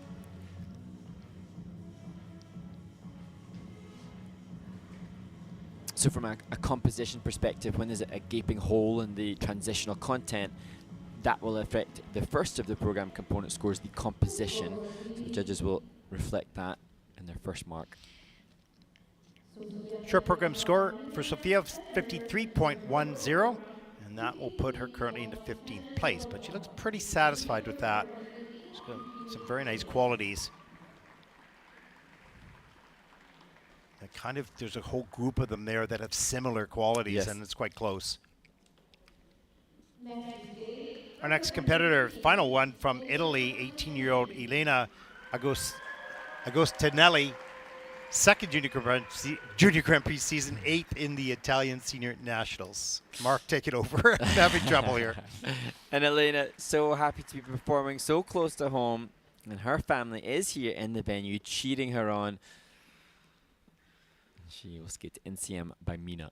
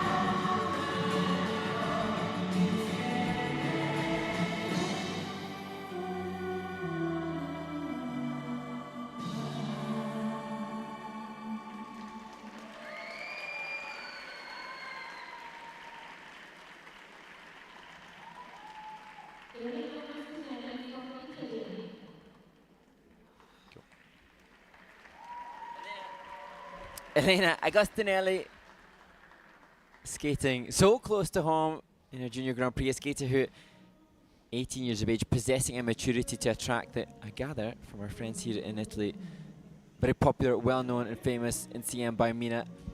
You never know, perhaps that a mindfulness of being senior age eligible, of potentially competing and going for Milano Cortina. I'm not sure, perhaps that's the concept for Elena if she's aspiring to compete. I know she wants to compete in Challenger Series senior events as well. As we look back at this big triple loop with an expansive extension in the leg line. Quarter on the landing, there's the double axel. Gets the free leg back just in time. And here is the jump combination. Triple toe loop, gets the free leg back in time, but only for the double, which actually was planned. There's that move in the middle of the steps. Yeah, a little bit of extra rotation in the anti-clockwise direction there. Unique. There's a bracket turn right in front of the judges. One of the most difficult turns to be called cleanly by the technical panel on the ice.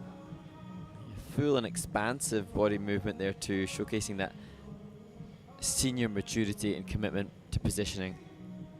And Elena had said that her main goal is to enjoy the performance and to show how much she loves skating. You can see that kind of intensity of, or passionate intensity in the closing position as Barbara Leone joins her in the kiss and cry. It's such a gift if a skater can love skating so much that they enjoy even a pressured competition. You know, they might be disappointed, but they still love getting out there and they love the music, and you can see that and sense that as a viewer, and it's a real gift. It doesn't always help with the jumps, but yeah. Well, 48.21 for Elena, and that'll put her currently to 20th place. One skater to come.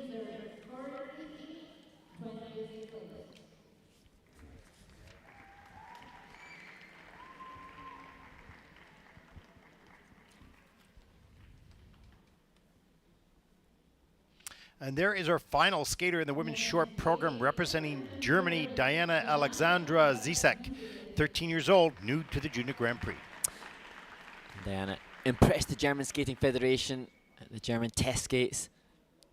Now she's had to wait a long time to show this international panel her quality. She skates to Will I Make It Out Alive.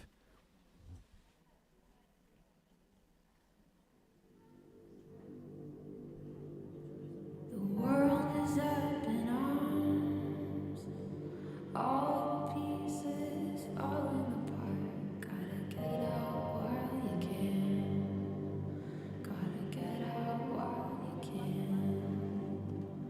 The drums inside my chest just can't seem to catch a breath. Gotta get out while you can. Gotta get out while you can.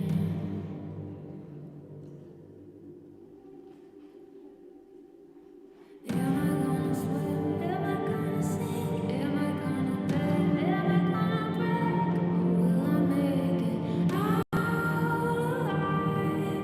Make it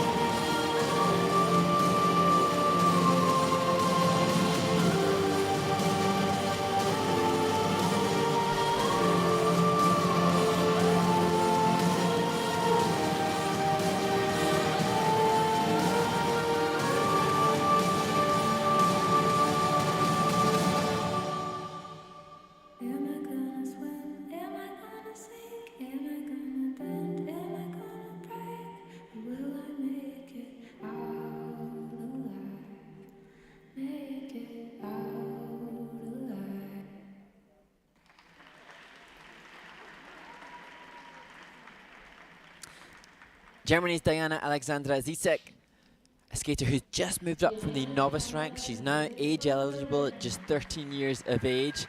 And as I say, she's impressed in domestic events, but there's a whole nother level of pressure and responsibility. And it indeed may be the case that now the responsibility of representing your country, potentially aspiring to achieve other international assignments, may have been a little too much. But also we've got to consider that she's had to wait a long, long time. Well, you can be skating. Yes, it's true. It's been a 5-hour event, but you know, you can be sort of skating ready, but can you be sort of emotionally ready into stepping up into a new level and or feeling that you are? So it's an experience, and you have to get it. You have to get this experience.